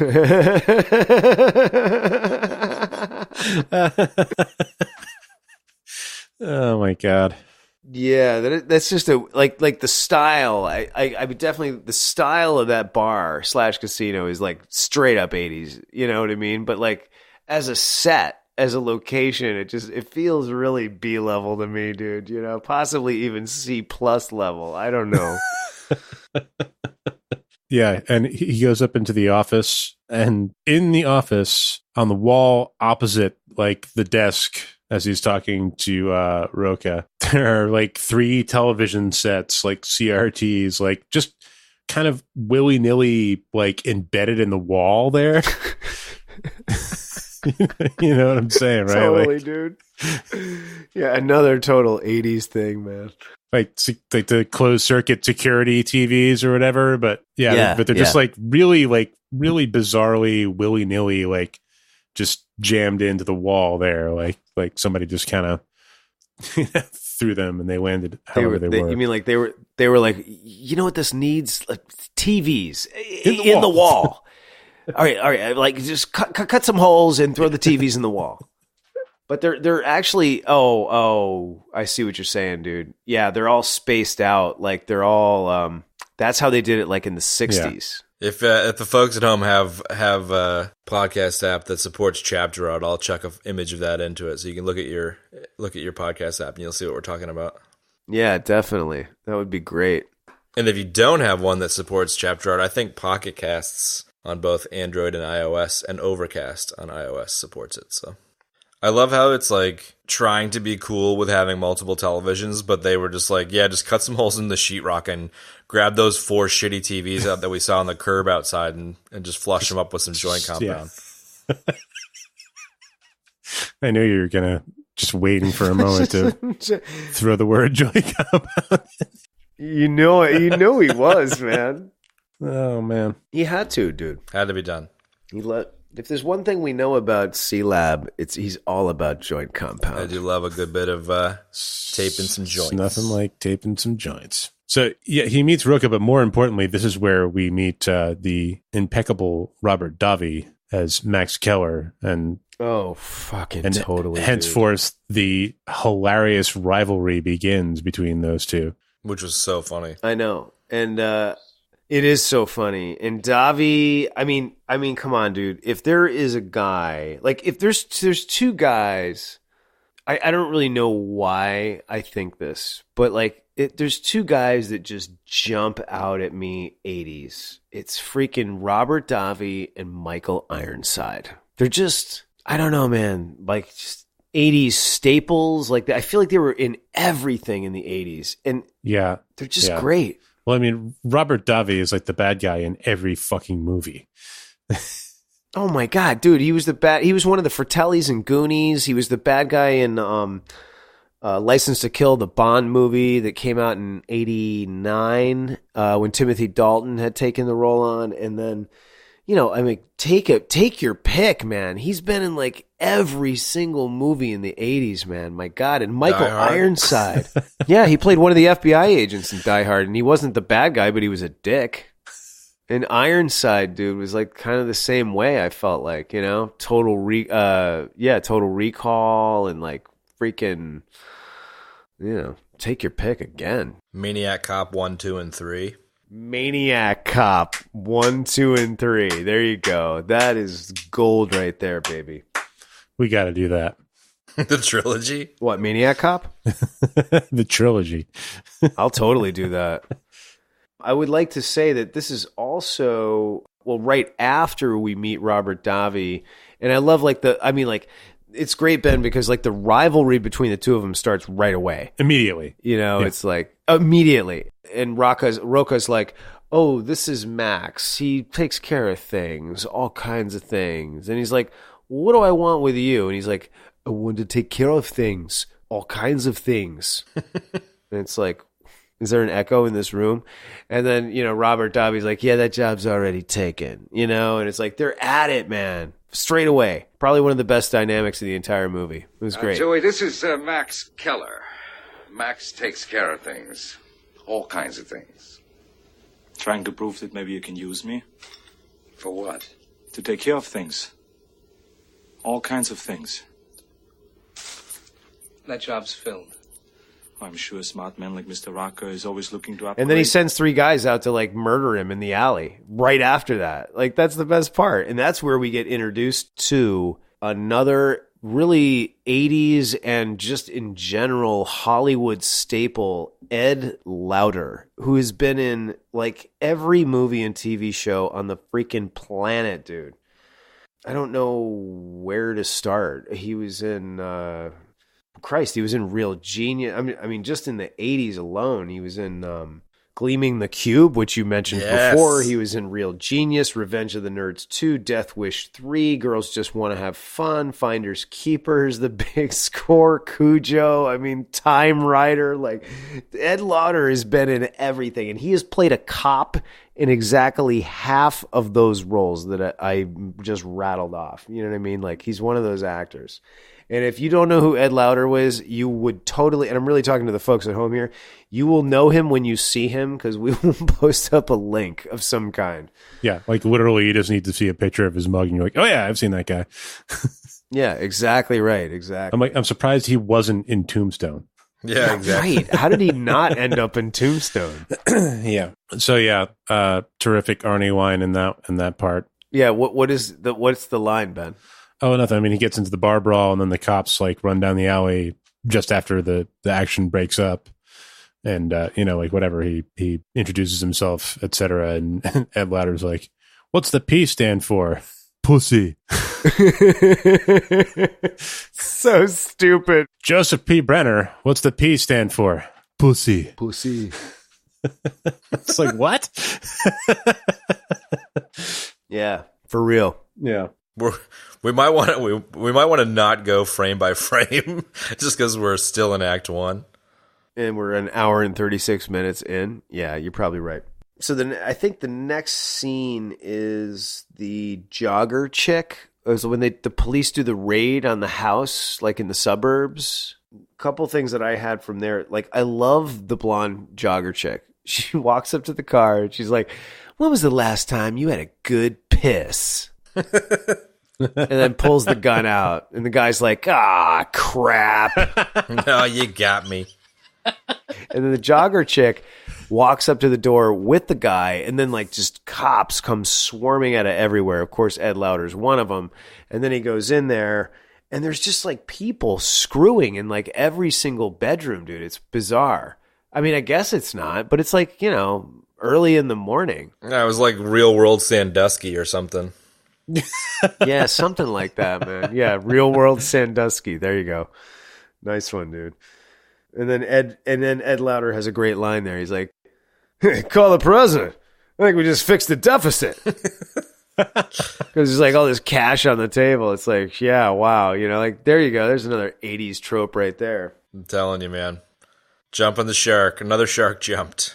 So, exactly. Another scene in Raw Deal. Another shark jumped. You heard it here first, folks, on In This Episode, Everybody Dies. Anything else from that scene, gang? Nah, man. Nah, man. Then we end up in the most 80s office ever.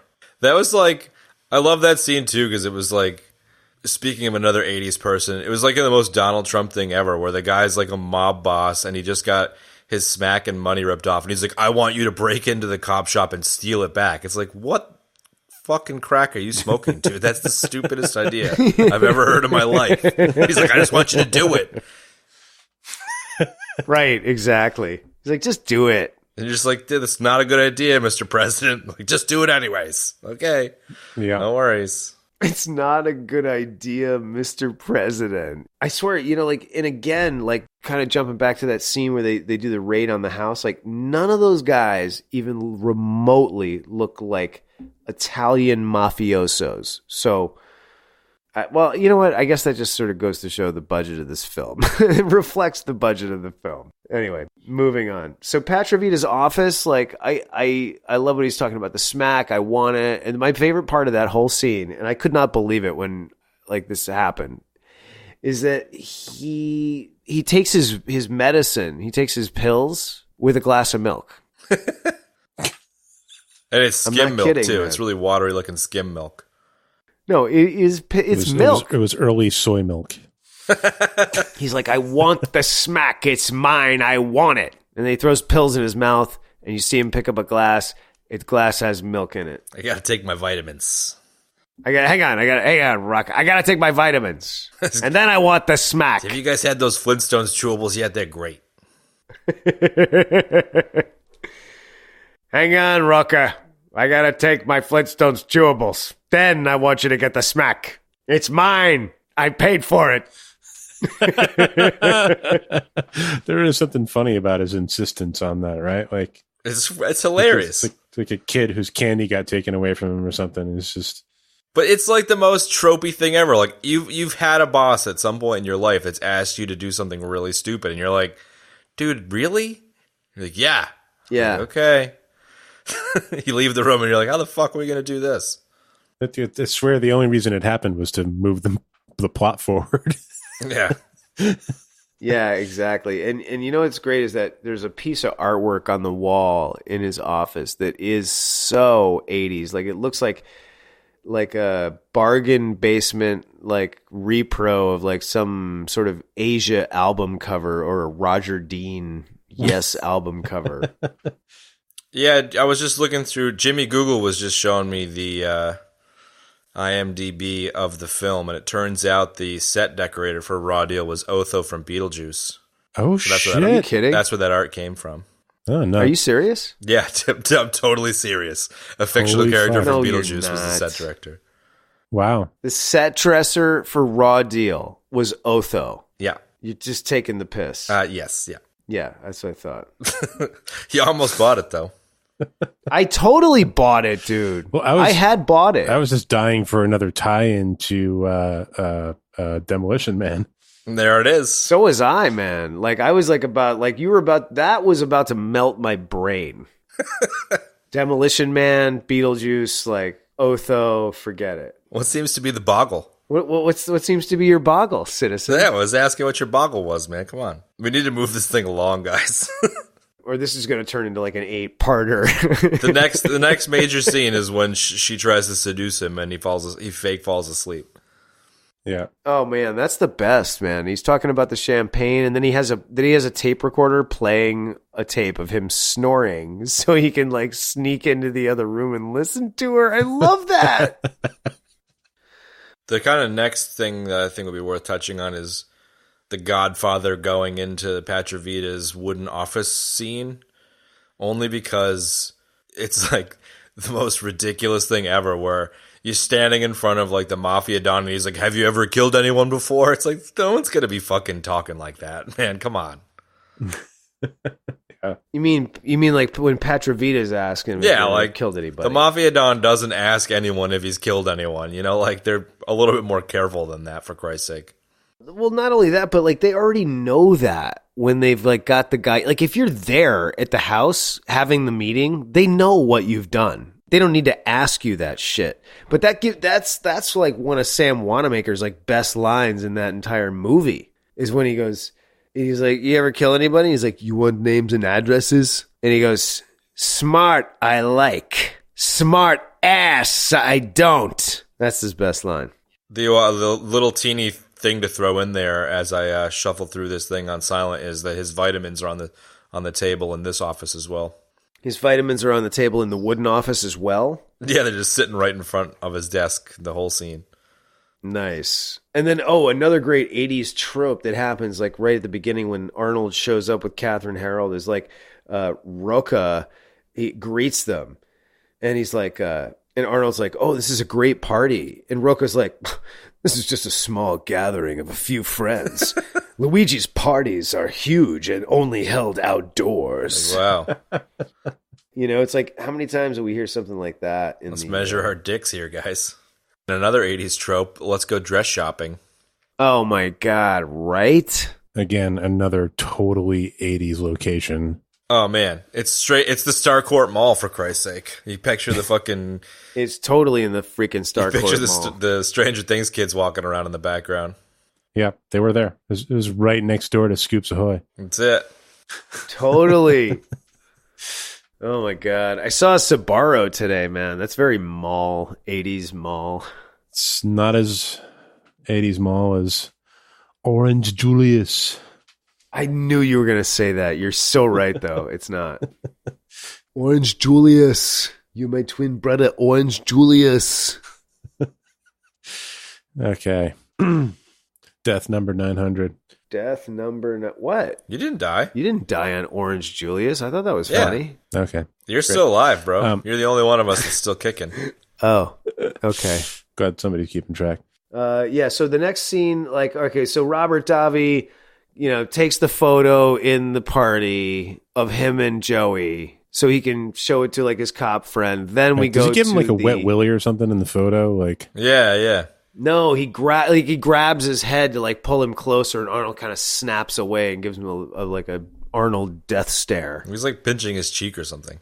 no, yeah, it was there was something more to it. Like Chad said, he pinched him or he gave him like a wet willy or something. Something weird happened in the photo. You know what? I really don't think that Robert Davi stuck his finger slicked with his own saliva inside Arnold's ear. It was a wet willy, goddammit. God damn it. Damn it was a wet willy.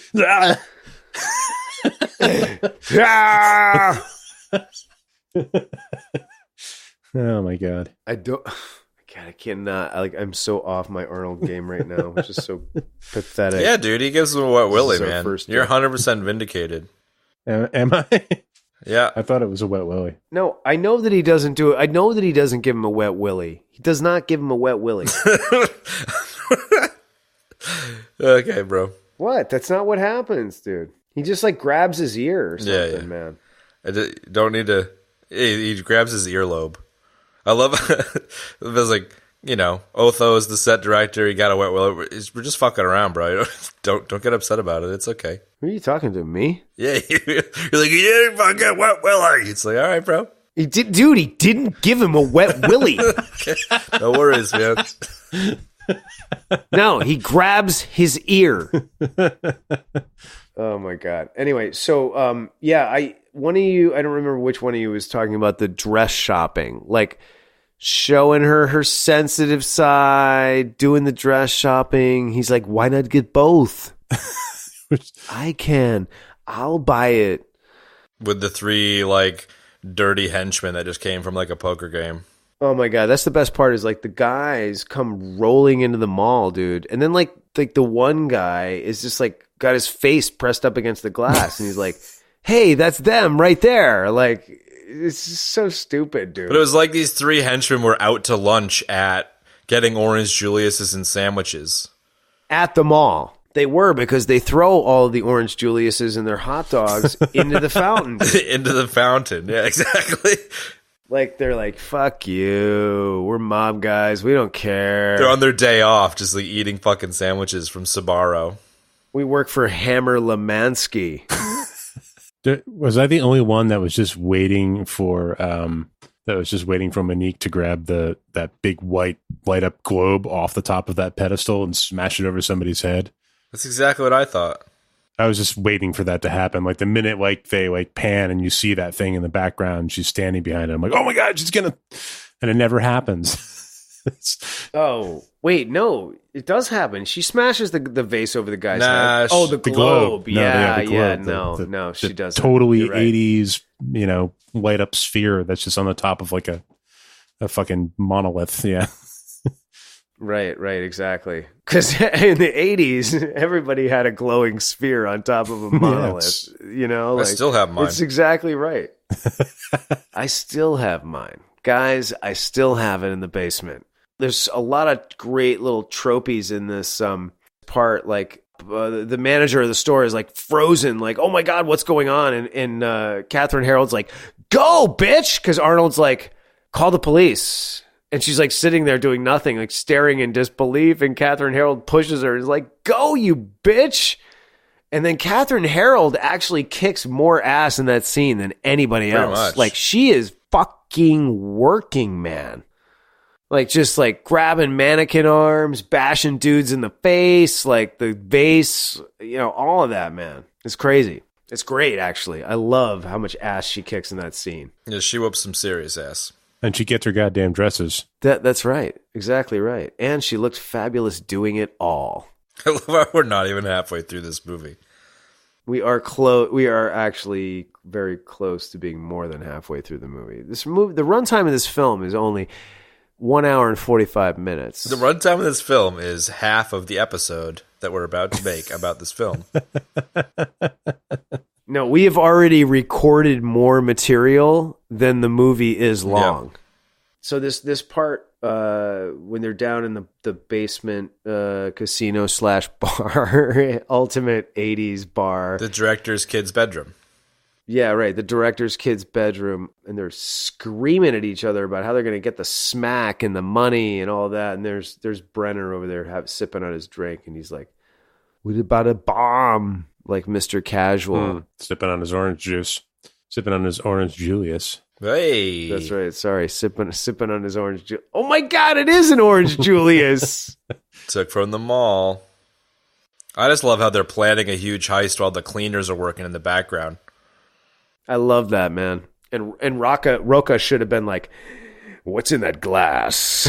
It looks like an orange Julius." And he should have been like, "It is. I just came from the mall. I was looking at bombs and shopping for dresses with Catherine Harold." That would have been great. That would have been better than what actually happened in that scene. That would have been better than what actually happened, right? They don't waste any time. Like, they could jump right into it. So, like, the very next scene, a vending machine guy is delivering the first quote-unquote bomb to the other police station. Total 80s thing. I mean, it's not even really an 80s thing. They did this for, like, far well into the 90s as well. Like, you know, the vending machine guy rolls in, and the guy's like, "Hey, where's Tony, the regular guy?" Like, I don't know. He's got the day off. Yeah, that's what the boss keeps asking, too.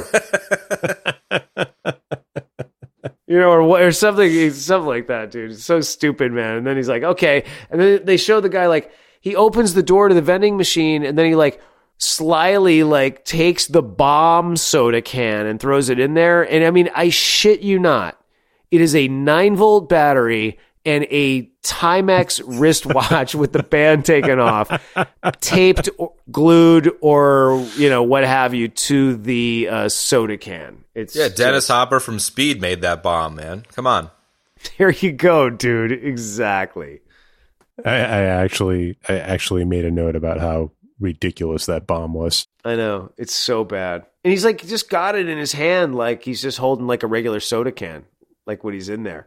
And then he's like all careful about like placing it in there. But it's like a freaking wristwatch with a 9-volt battery. It's so dumb. Some curly man. wires, yeah. Yeah, and some curly wires. Don't forget Gotta have those in a bomb. Speaking of curly wires, the next scene is in the dinner. It was the dinner where he blows it and she ends up ripping off the fucking dress in the middle of the dining room.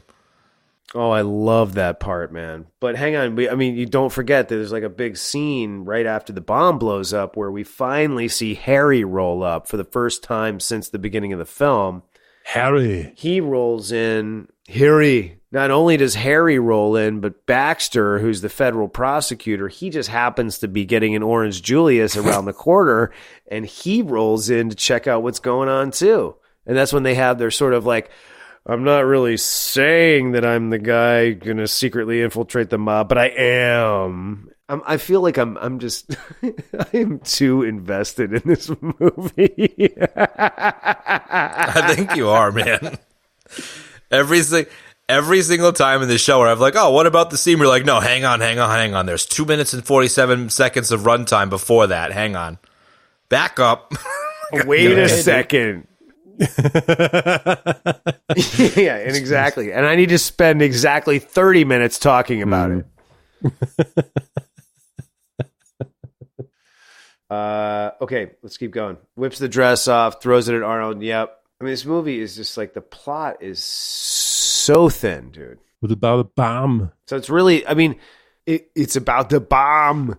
It's about the movie is not about, I mean, it's sort of about Arnold infiltrating the mob, but it's really more about Padravita getting his smack back. Like, that's sort of the locus of like the entire middle of the film, middle to the end of the film. Yep. The Ocean's 11 cops going into the cop shop. It's the part where the bomb squad steals the dope back. It's great. And then there's like a little interlude scene. Hold on. There's a little interlude scene right after the dinner situation with Davi and Arnold, where he meets with Harry in person in the apartment with the reel-to-reel tape.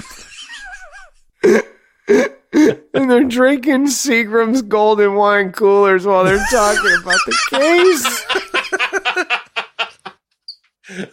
So good, dude. Oh, man. I love this movie. Oh, boy. All right, so Harry and there's Harry and Arnold are drinking Seagram's golden wine coolers in the apartment.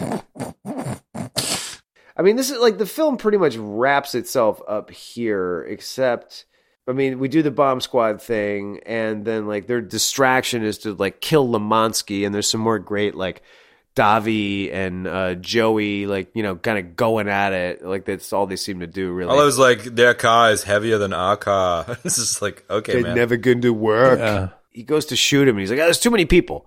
He's like, yeah, we'll just chase him, and we'll just shoot him when we can. Like that's literally what he says.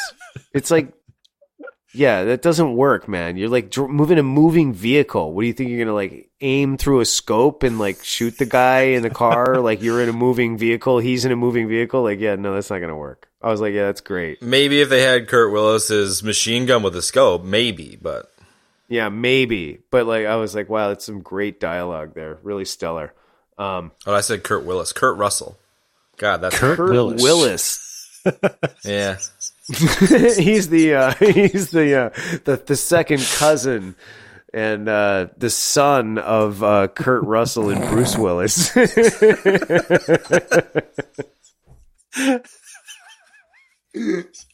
Maybe that's Star-Lord's real name. Kurt Willis.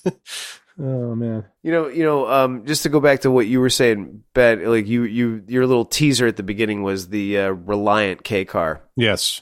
And the scene when they're chasing around trying to shoot Lemansky is when they're in the K car. No, they're not in a K car for that. They're in, I don't know what they're in for that. The K car is coming up, though. Isn't the K car the car? This is we're skipping ahead a little bit. I know you're going to rewind this, but my favorite scene in this fucking movie is when Arnold is driving down the road, stops, and then just shoots 7 bullets through his windshield randomly. I was like, what the fuck did he just do that for? And then he kicks the windshield Kick the windshield out. out. I was Yeah. so stoked about him just shooting the windshield randomly. That was Monique's car. No, it's not Monique's car because he tells her before they go to the graveyard, he goes, here, take my car. Ah. And then she takes off in the car, and then they go to the graveyard. And I actually thought this was pretty good, like in terms of like, you know, how the story was written, because I didn't see it coming at all.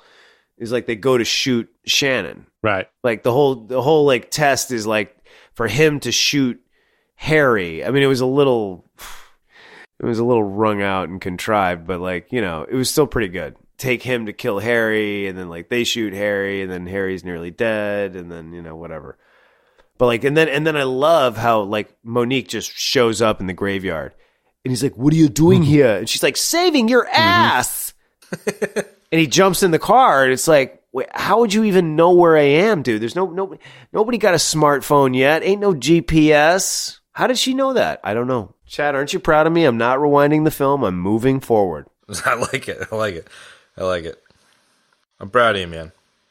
So speaking of the funeral part, they roll up to the funeral in Robert Davi's K car. I mean, the K car is the thing about a K car, and what's funny about a K car is it's like a, you know, American car company trying to do like a compact car, but it's a sedan, it's a 4-door, and they were just like little shit boxes, you know, like. Oh, that was so shitty, dude. I mean, like, it is like the pinnacle of like that era of shittiness. I mean, the 80s were rife with shit boxes, but the K car is definitely one of them. Definitely. But it was not unlike that Corsica we rented that time with the maroon velour interior, Ben. Remember that? Yeah. Because this car is like the same color scheme. It's gray on the outside. with maroon a on the inside. bright maroon. Yeah, but it's vinyl instead of velour. Velour, like it's actually velour. Velour. Velour needs to come back. Really should, you know? Yeah, it really needs to, man. Like track suits, all made out of velour. Fuck yeah. Right? Totally, dude. Yeah. Said if we ever go on tour, we gotta come out in matching velour tracksuits. I'm down. Yes, definitely. To continue driving this bus towards the flaming end that it's coming to. Damn, we're getting close. Yeah, we are getting close. So they drive around chasing Lemansky. They get into like a big, chase with him. Almost crash. Then Lemansky's car goes like underneath a Mack truck or something. The top gets torn off. This is after like a huge shootout on the highway. Another trope. Right. The roof being torn off of your vehicle after driving underneath a semi-truck. Yeah, a trailer. Mack truck. Totally. And then he like goes off like the edge of a loading dock, and the thing just spontaneously explodes into like, another Hiroshima-sized explosion, dude. It's like the explosive guys on this movie just like were like really green and just weren't like, they didn't want to underdo it, and they just like way overdid it for every fucking explosion. Totally, man. Totally, exactly. I love too, like before Lemansky's car explodes, like as the chase is getting cooked up, like Arnold starts shooting at Lemansky's car, and they do this like super close up of the window to show that it says bullet resistant on it. So dumb. Yet man. another example of this movie just fucking clubbing you over the head. Exactly. Can we just pause for a minute to discuss Arnie as an undercover cop who like throws paint in the guy's face at the gay bar and then proceeds to like shoot up the entire town without caring about it? I know. And then on top of that, Chad, he has one of the messages he leaves for Harry after he tells him about, how much he likes the apartment and how he's renting a car. He's like, I had a thought. What if I get in a shootout with some cops? How do you think I should handle it? And it's like, dude, he's shooting up the entire city, man. Like, who cares? Like, he doesn't care. You know what I mean? Oh, dude, he just wastes so many guys. It's so funny. Stephen Hill, the guy that played Lemansky, he went on to be on Law and Order for like ever and ever and ever. That's like one of his biggest known roles. Okay.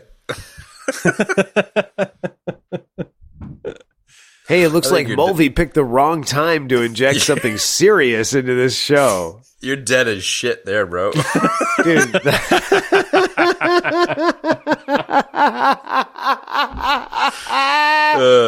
Death by IMDb. Look, hang on, we just sprinkle a factoid in here, boys. Like, yeah, okay, dude. Hey, let me throw a factoid in here at the wrong time. It's like, my God, somebody just stabbed me with a 40-foot spear. Yeah. You just caught a stray Arnie bullet on that one. Sure did. Wow. All right, next main scene was him Ramboing out with all of his guns and putting on the leather jacket that the costume designer had to put 5 leather jackets together to make for him. No, it's a members only jacket, bro. Okay. Dude, that probably the best scene in the movie. You always got to love Arnie's gear up scenes. Oh, come on, dude. And then it's just got that. They're the best. It's got, what the hell is that track called? Kaminsky Stomps. That's it. The Kaminsky Stomp, yeah. Dude. Best track of the movie.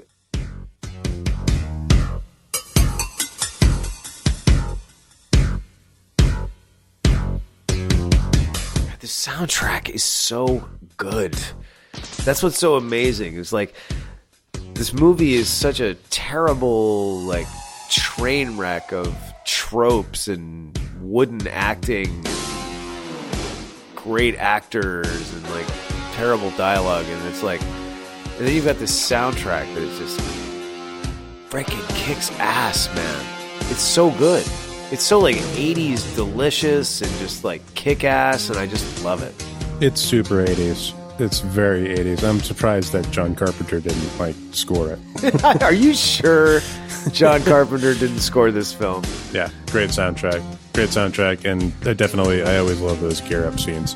And it's so good. It's just like, loading every gun, cocking every gun, checking every gun, like going through all the, zipping everything up. Like, there's just something really satisfying. There's something really satisfying about it, man.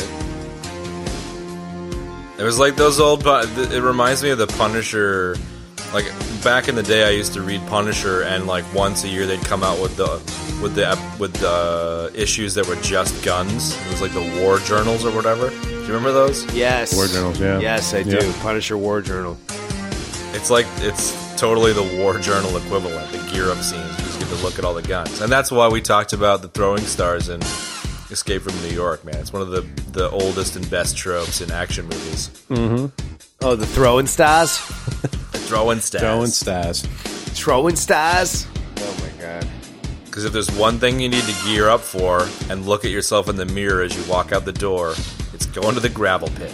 Going to the gravel pit, man. Going to the gravel pit. I do it every time I go to the gravel pit. Absolutely. Petrovita. The guy does not even look remotely Italian. Can't stress it enough. Nobody looks like they're in the mob in this movie except for Roca. Where have I heard that before, Kev? You heard it from me in the beginning of the episode, but the episode's so long that you thought it was another episode. Yeah. Oh, wait. We're going to start like referencing this episode in this episode, thinking that it's already gone past. Remember that time we talked about Raw Deal? Exactly. It's in this episode, everybody dies first, folks. Okay, yeah. So we're heading to the gravel pit. But before we go there... Oh, shit. Ben, you're right. You're right about his K car. His K car was... I think his K car was separate than the car they used to chase Le Mans. Right. It was. You're right. I'm sorry. I'm sorry, man. It's just semantics. It's fine. It's not fine. All right, go ahead. So we're heading to the quarry, and this is where Chad he shoots the fucking windshield out.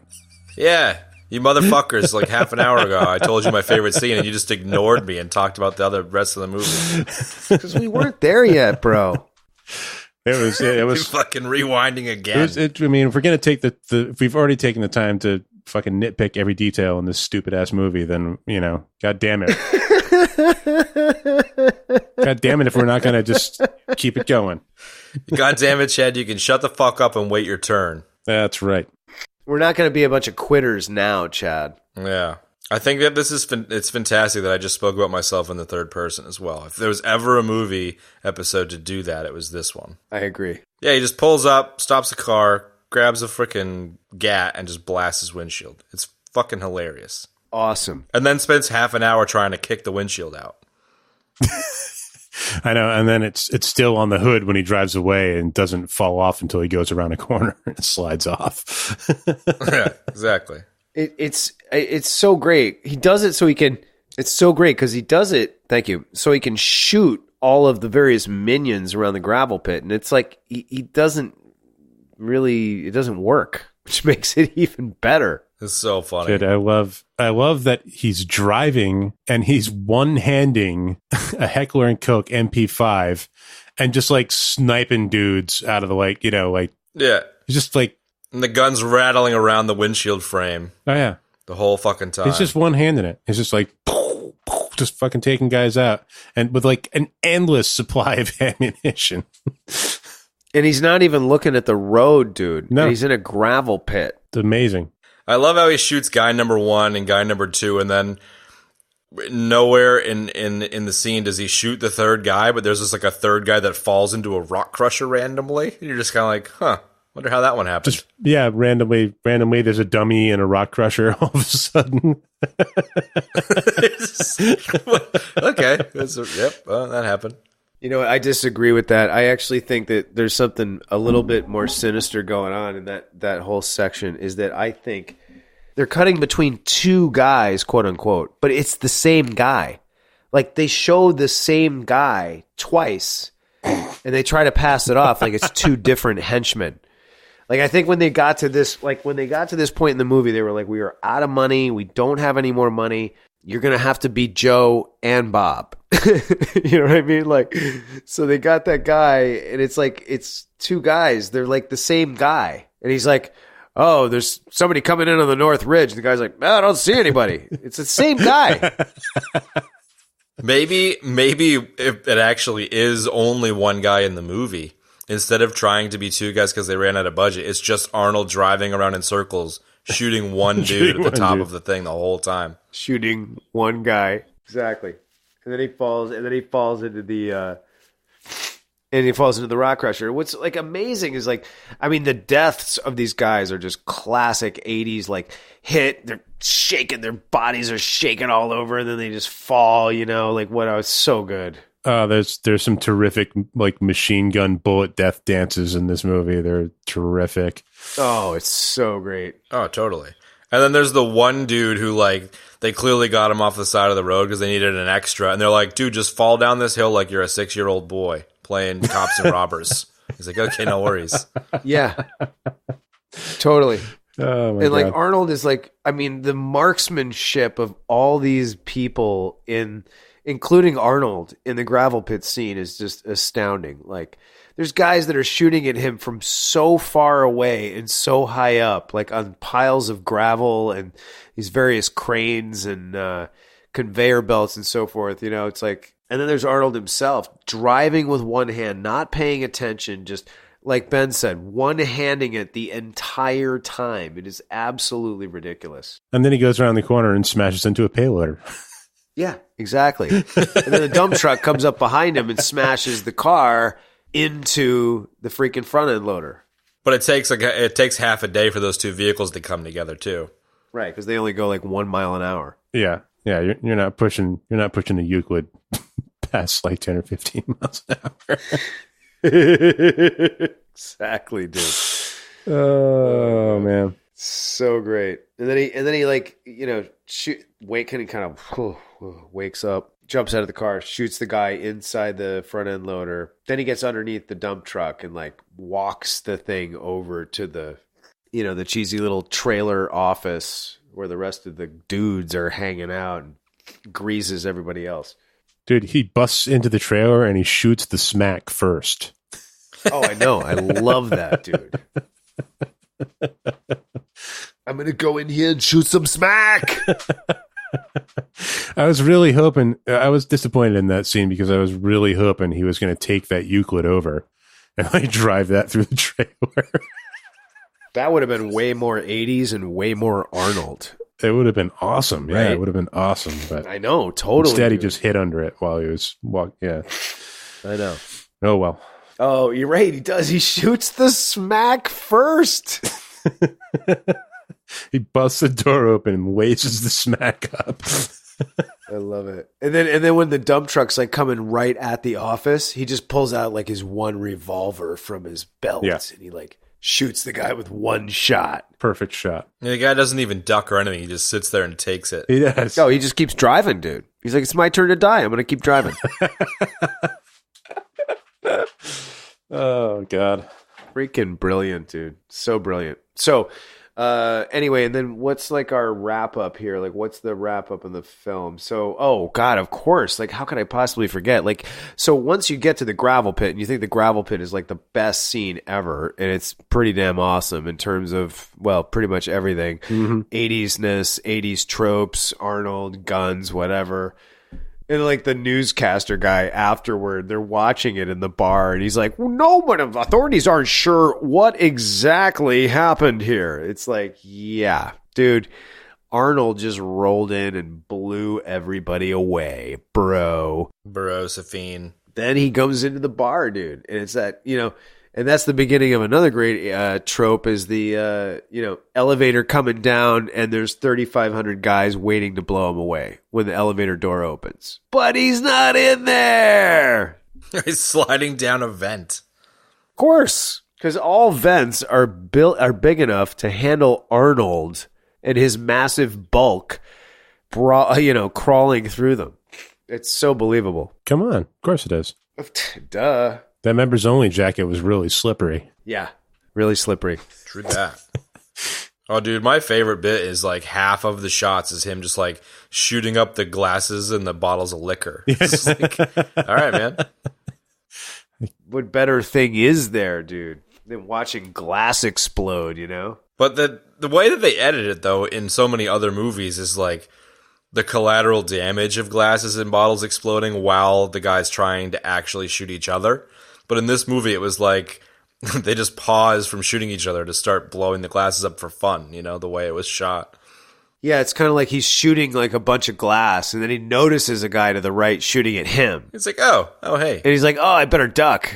I do enjoy how easily both of the main baddies go out in the end. I do too, man. I love when he blows Patravito away, and then he like takes that huge bowl of what I can't tell if it's like a bunch of Mike and Ike's or like just like that's what I thought for us. It's like, did you just tip some candy on him? Is it drugs or is it his prescription? I can't tell if it's Mike and Ike's, drugs, or his prescription medication, dude.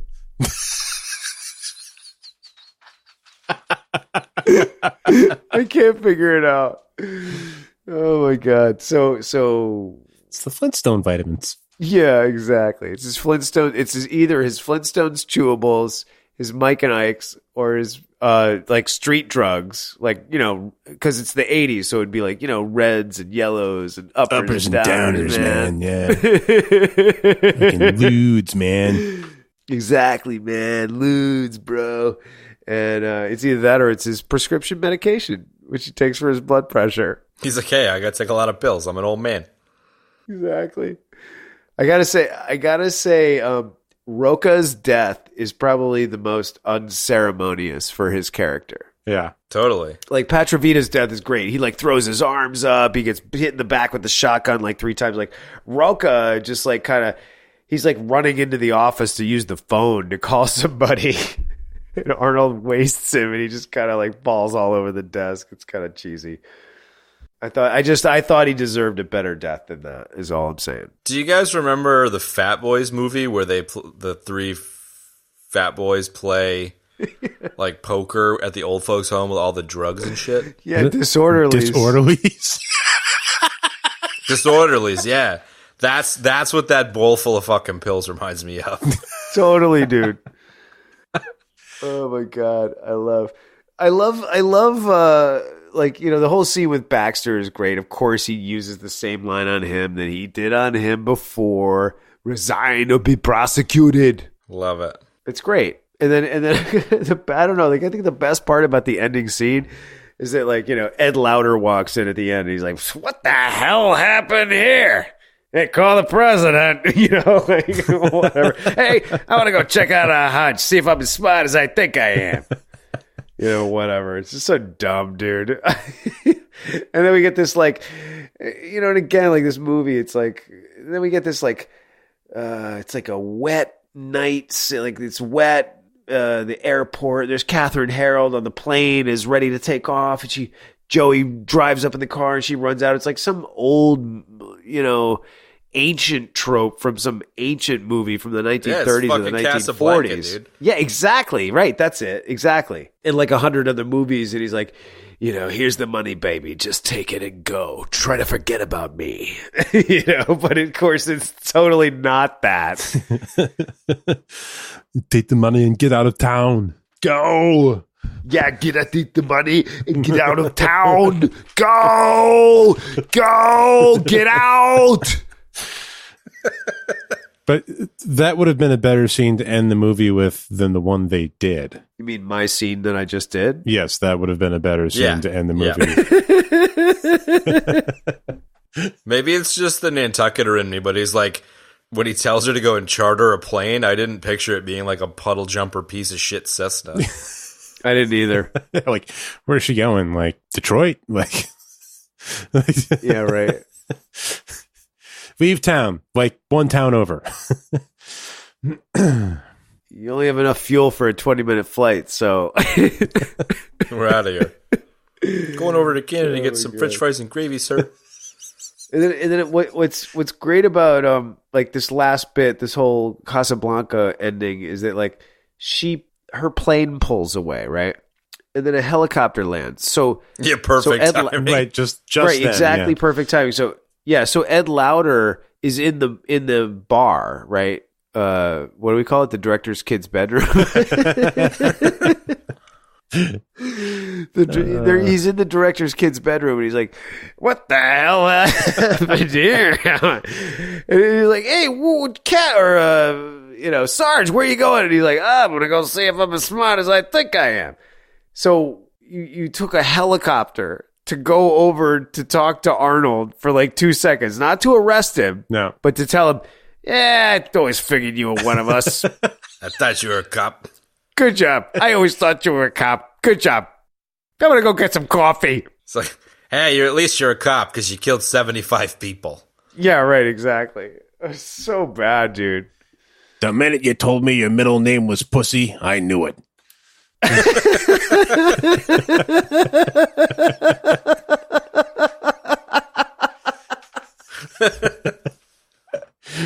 Oh, God. I know. Oh my god, that is so funny.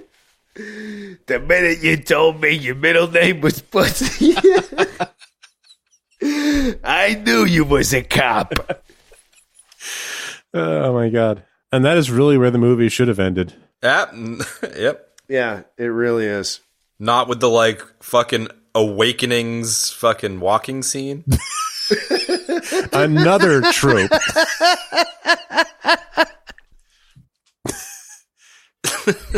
Come on, Harry. I know you can do it.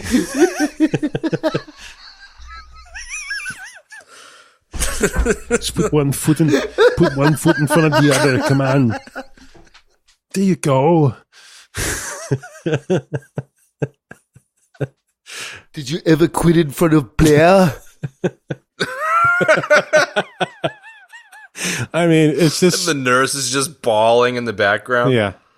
Oh my god. And you know what the best part is? Is that Darren McGavin is doing his usual A+ work in the scene. You know, like, I mean, I'm being totally serious. Like, every scene he does, he's like dialing it in, man. You know? Yeah.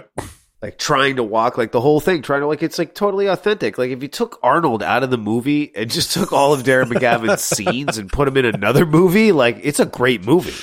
Because, like, he's awesome, man. Yeah. It's the chemistry between them just like blows the scene. Like, it just throws everything off so badly. But still, I mean, that whole scene was just, I don't know, again, like extremely extraneous, apparently. Like, why? Wait, are we talking about the awakening? The awakening scene, yeah. Like, what is that? Is that to like cement the relationship between Kaminsky and Harry? Like, at the end of the movie, like, oh yeah, we didn't really explain the relationship very well, so let's throw in this little, touching scene with them in the hospital, like, to try and flesh it out. I don't know, it's just weird. They needed a scene to freeze frame. Like a fucking like an episode of Chips. Shooter McGavin can walk. And now we reveal the greatest trope of all, ladies and gentlemen. The freeze frame. The 80s freeze frame. Oh, shit. Should we rank this thing? Let's do it. God, yes. Let's rank this. Any final thoughts on this movie? I mean, this was a lot of fun. I was really excited to do this film, which I'm sure comes to no surprise to the two of you. Not based on the amount that you wanted to talk about it. Yeah, exactly. I'm going to get, if I may go first. You may. You may. I am giving this movie I'm going to give it a solid 7. Okay.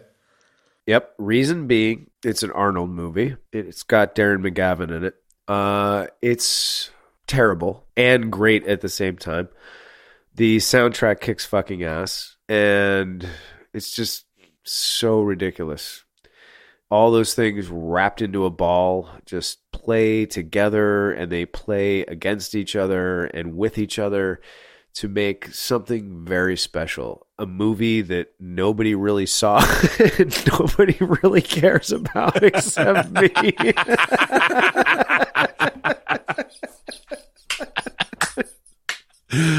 I love it. I love it. Oh my god. So that's it. Definitely a solid 7. I was gonna say 7.5, but 7. There you go. Or wait, it's a movie. Do we do numbers on movies? I mean, I know Jarhigo's in. Is it? I love how you can never fucking remember what we do.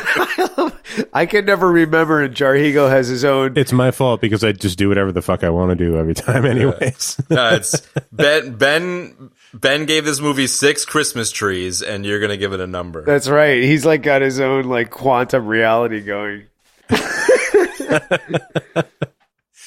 Just wait till you hear what my rating is. You're gonna love it. All right.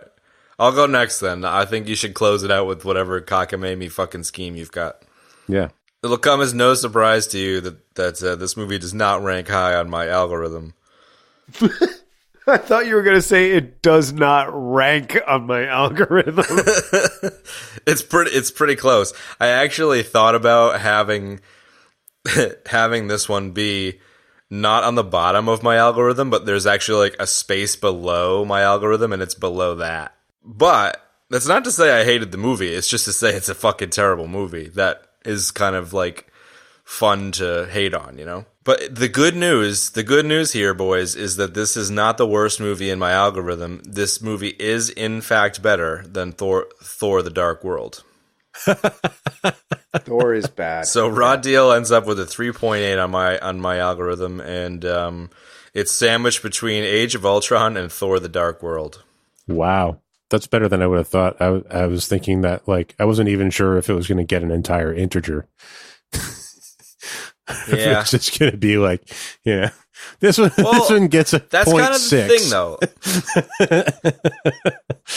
That's kind of the thing, though, is like 3 is a meh on my scale, and like I think below a 3 is like not worth seeing, and I just can't say that was not worth seeing. You know what I mean? Yeah, I do know what you're saying. And the only reason that half of these MCU movies are on my fucking list at all is because we did a ranking. They wouldn't have been there otherwise, but That's true. But it's definitely better than Dark World. That thing was a fucking gleaming turd.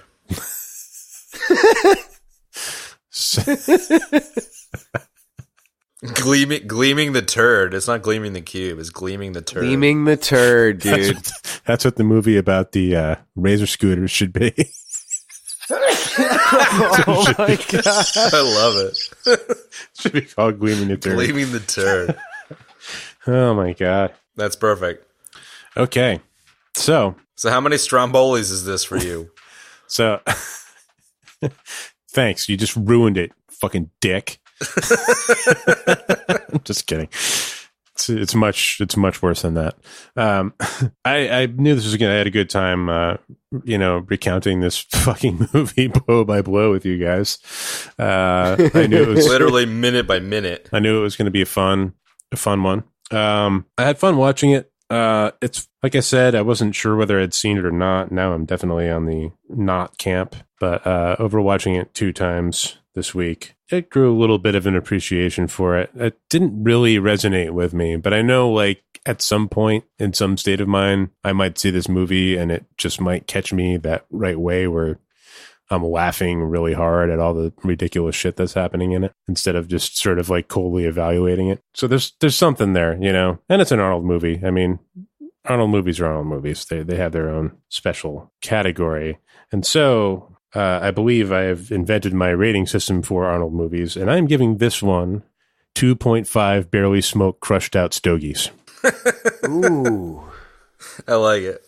That's out of 5, so it's 2.5 out of 5 barely smoked crushed out stogies. That's great, man. I love it, dude, and I love your rating caliber. And henceforth, all Arnold films shall be rated via this method with crushed out. I like it. Stubbed out stogies. Barely smoked. Freaking love it, dude. Stubbed out crushed stogies. Stubbed out crushed stogies. Yeah, that's perfect. I want to thank everybody for joining us for this incredible journey that we took this evening. I was really excited to do a Schwarzenegger film. I know Ben was too. Chad probably not so much, but I really had fun doing this one. No surprise to anybody here or anybody listening. And it was great. So thanks for tuning in. We're going to be talking about The Fifth Element next week. So most definitely tune in for that because that is an excellent, excellent movie. Yeah, it should be fun. and we'll see you on another time. Love you long time. Later, on the Menjay. And that's going to wrap up this week's episode, folks. Thanks for tuning in. Next week, we're going to be talking about the excellent movie, The Fifth Element. You can find the show notes for today's episode in your podcast app of choice or at our website, ebd.fm/episodes/27. You can shoot us questions using the Twitter hashtag AskEBD. You can find me at Wolverine on Twitter. That's MOHLVERINE. Chad is at Chad Normal on Twitter, and Ben is at Jarhigo on Twitter. That's JARHEEGO. I'd like to take a minute and thank everybody so much for tuning into the show. It means so much to me and the boys. If you'd like to support the show, there are two great ways you can do it. First, by rating and reviewing us on iTunes or wherever you get your delicious podcast muffins.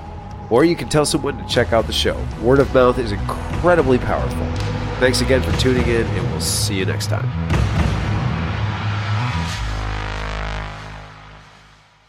Oh, wait, I should have done that in the Arnie voice.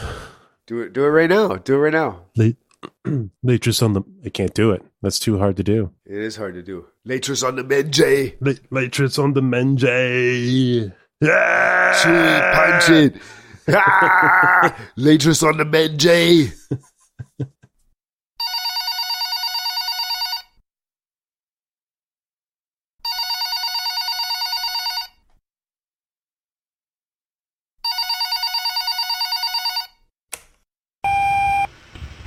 Hello, you've reached Arnold's Pizza Shop.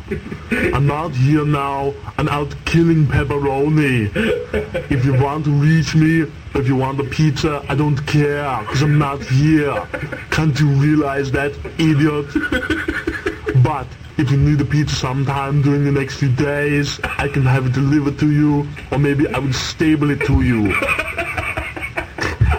I don't care what you want on it. Every pizza comes with pepperoni and with 9mm bullets on it. If you don't like it, I don't care, because you'll receive one anyhow. The only difference is maybe the 9mm bullets will be in a gun, or maybe they'll be on your pizza.